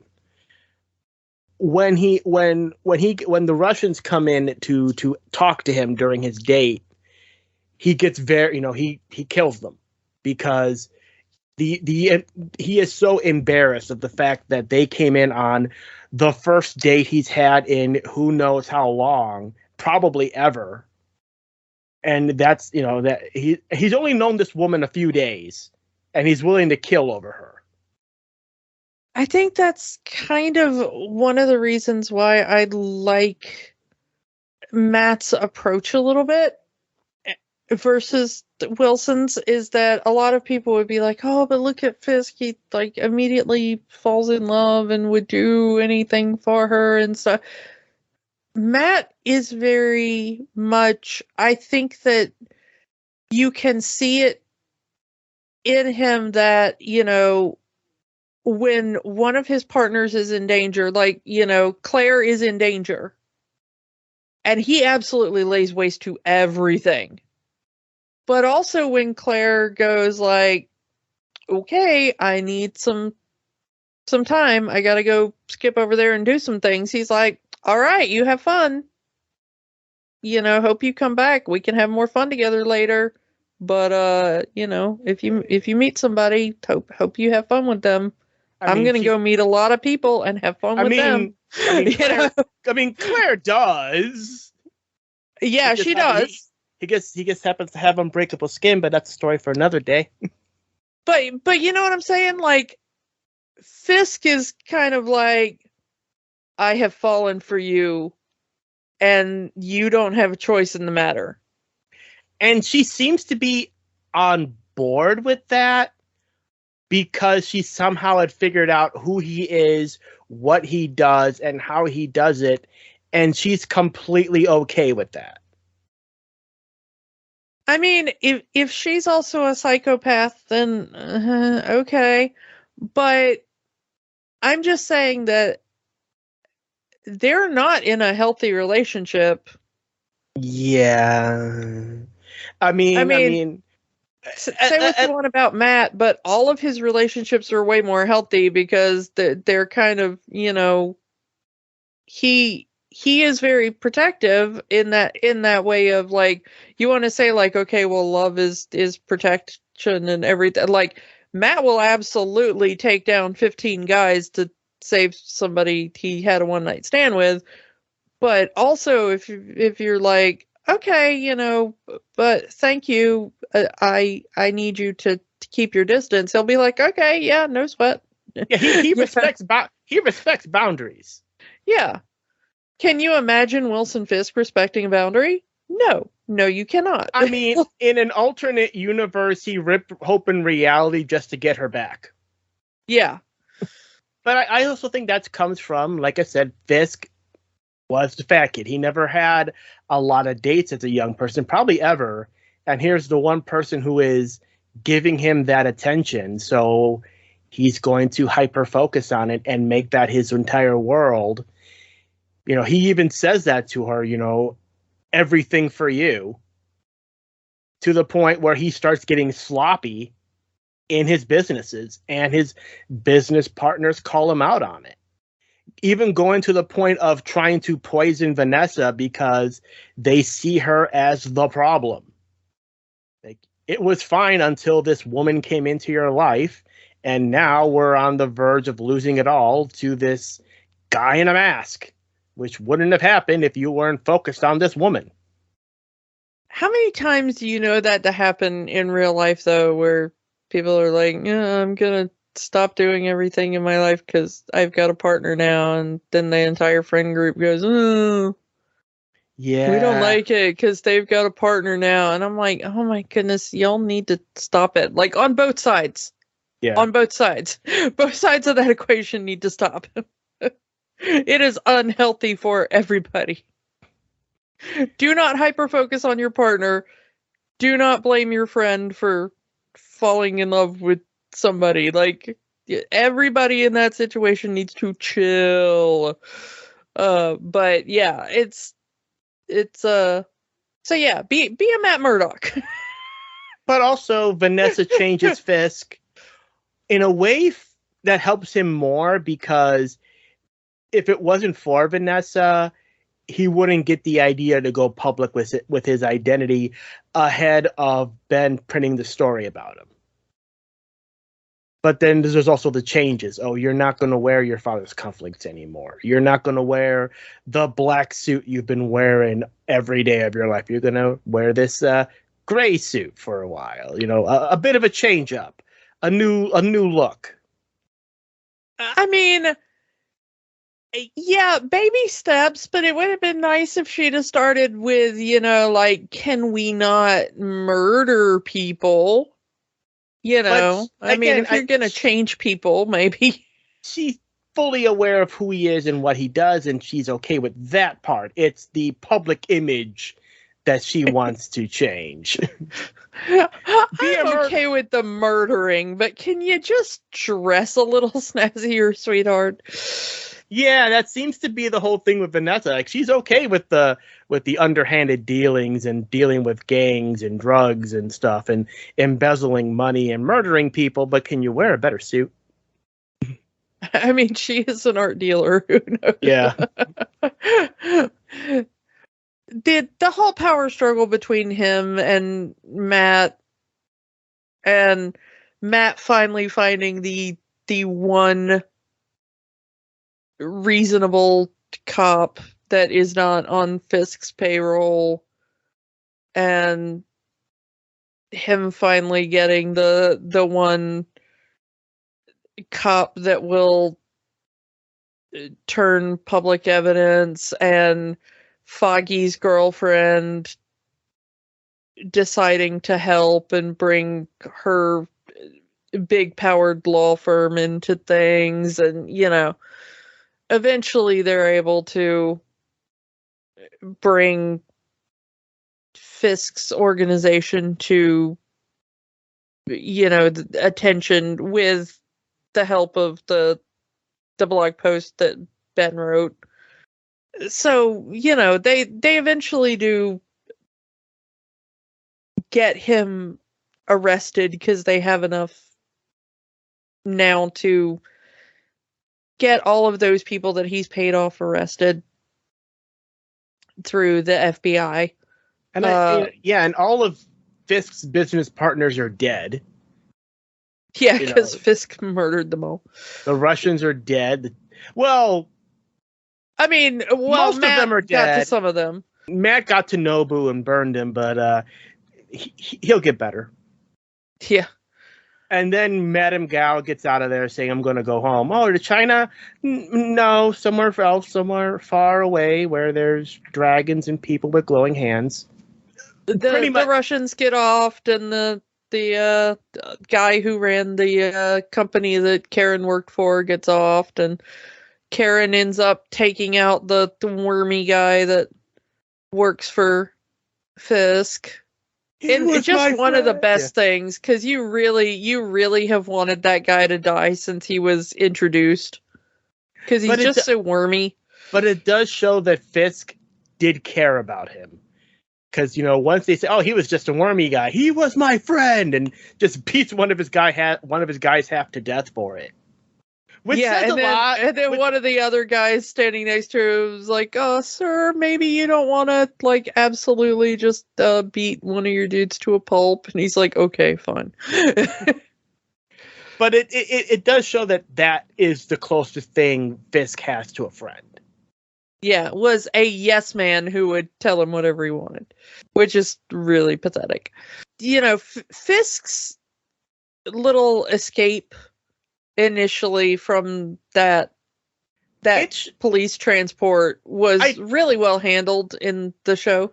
I do like that, even though all of his people, all of the crooked cops, all of the crooked politicians, the crooked people at the newspaper, and all of these people were arrested, but he still has other people that are loyal to him.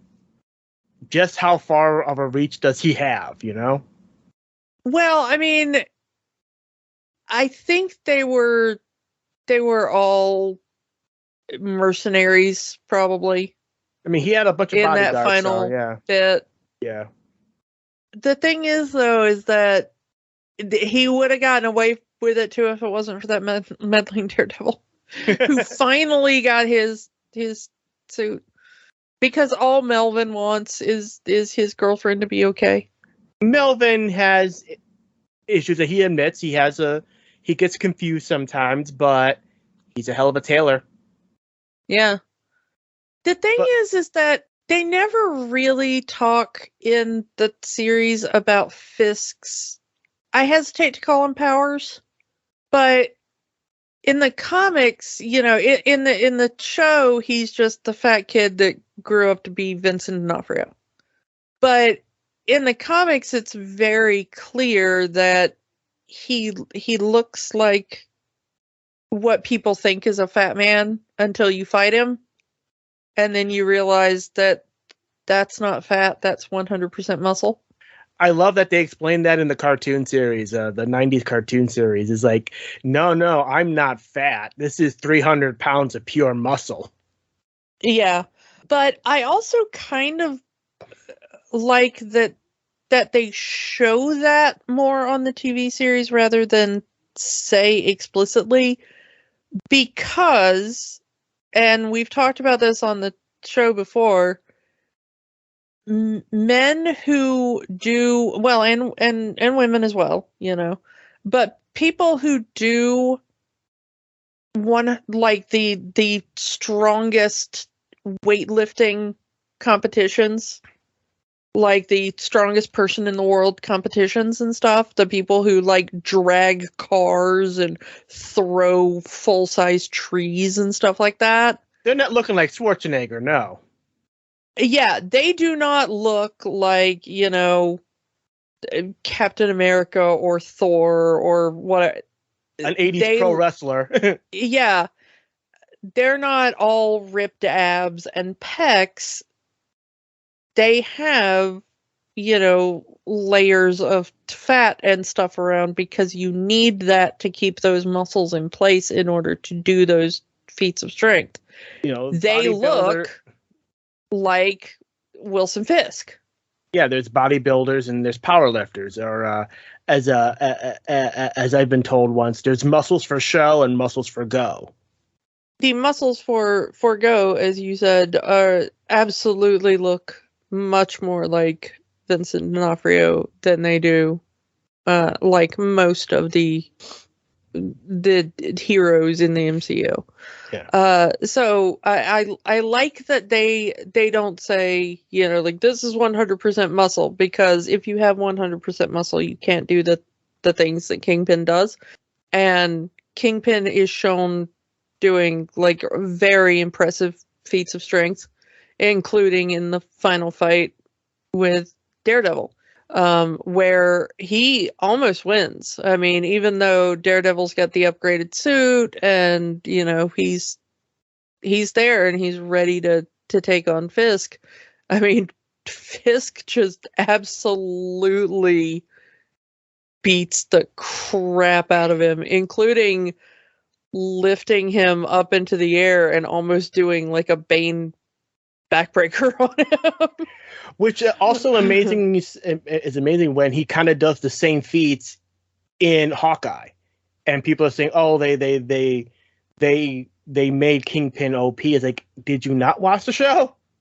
Yeah, I mean, he does the exact same stuff in Hawkeye, including like getting hit by a car and getting back up, and I'm like, no, that's pretty much almost exactly what happens in Netflix too, because he's in car accidents and gets up without, like, the other two guys in that car, like, they're out like a light almost immediately, and Kingpin gets up like almost nothing happened, you know? He picks up Daredevil like he's a ragdoll during that fight.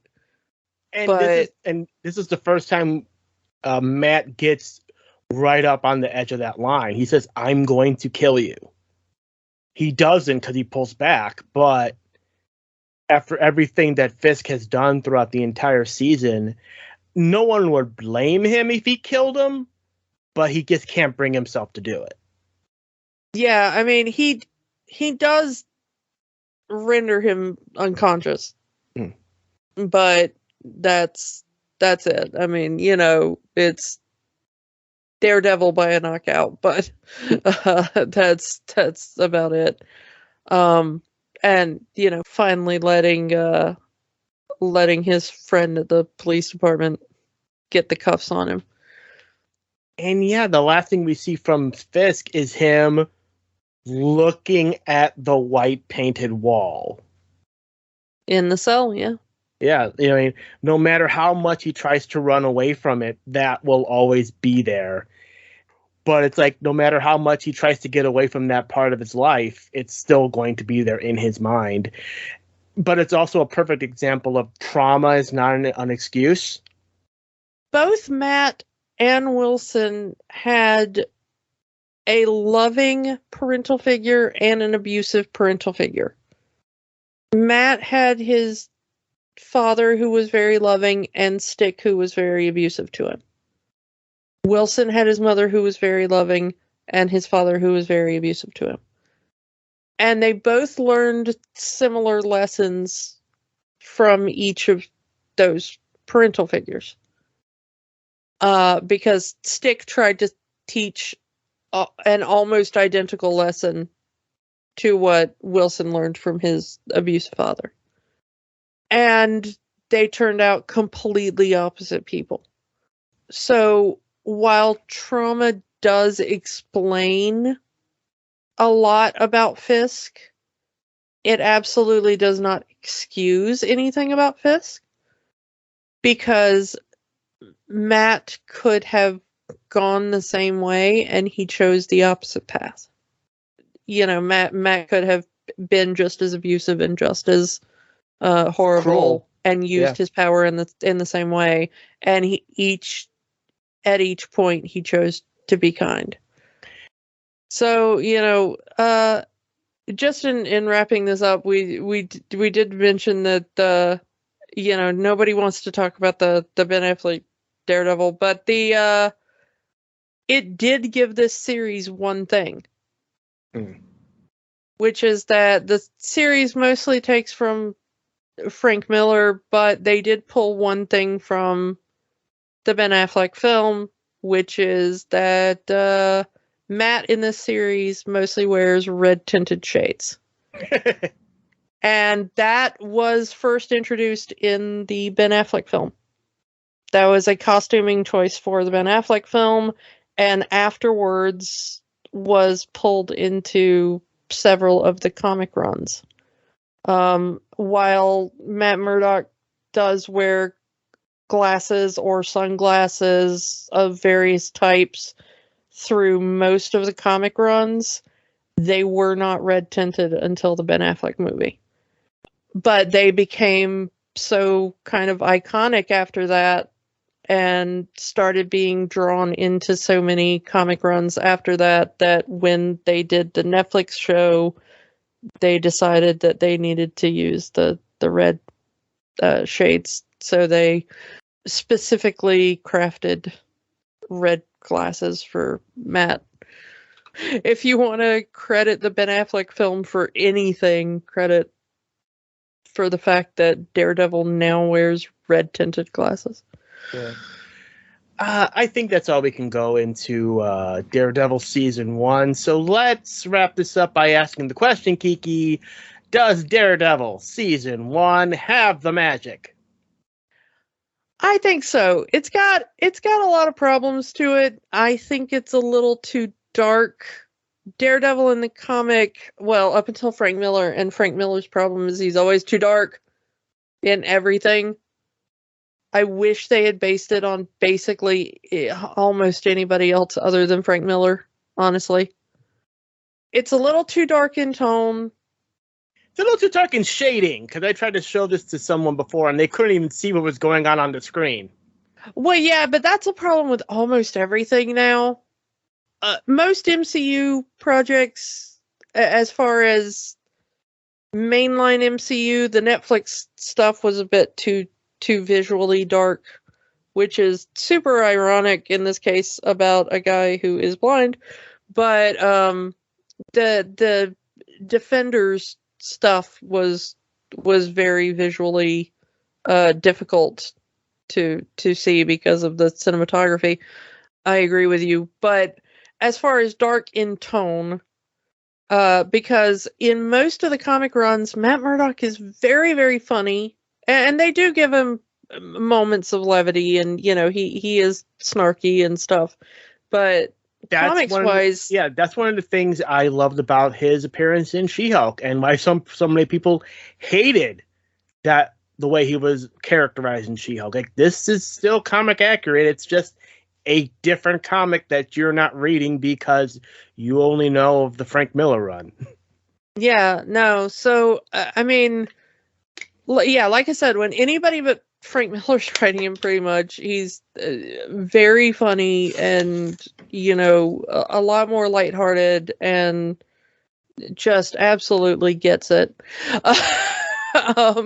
So I really hope that the new series they're doing for Disney Plus has all that. Charlie Cox has said that that's kind of going to be the tone. But I like the Netflix show. It was a good show, and I do think I do think I like it best of the Defenders shows.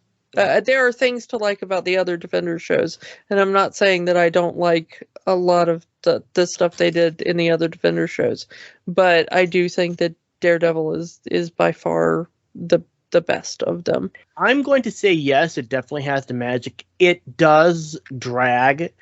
Is there enough story for 13 episodes? Yeah, but I will agree with what you said earlier in that I wish they had put him in the red suit much earlier in the show than what they did. But yeah, it was great going back and rewatching the show. Definitely has the magic. And if you have not seen the Daredevil show, please do so. They've said that it won't be a requirement to watch the upcoming new show, but it is nice to see, you know, where this character started in the MCU, his origin, and, you know, how he became Daredevil. And Charlie Cox is always fun. Yes, Charlie Cox is awesome. And Vincent D'Onofrio and Deborah Ann Woll and, you know, everybody. Yeah. I mean, this cast is just absolutely amazing. And I hope they get as many of them back as possible for the new series. So and I want Jennifer Walters to show up a lot so that there can be lots and lots of Hulk smash. long distance relationships. Let's see if they can make it work. I am a simple person with simple needs. Let's get our Captain America on. That's all I'm asking. So let's move on to next week. We are diving back into the Disney Channel original movies. We haven't done a DCOM in a while, so it's about time we've done one. And we are going to be talking about Descendants, a movie that neither one of us has ever seen, but a lot of people talk about it. So we're going to see what the chatter is about. And let's see if the Disney Channel original movies improved since we last talked about Xenon. Yeah. So come back for that, and we will talk to you all next time. Bye. Bye. Don't let the magic stop here. Join our conversation online on Facebook at Rewatching the Magic. Twitter at Rewatch the Magic. And of course, new episodes every week at rewatchingthemagic.podbean.com. Remember, the magic is for everyone. It only stops if you let it.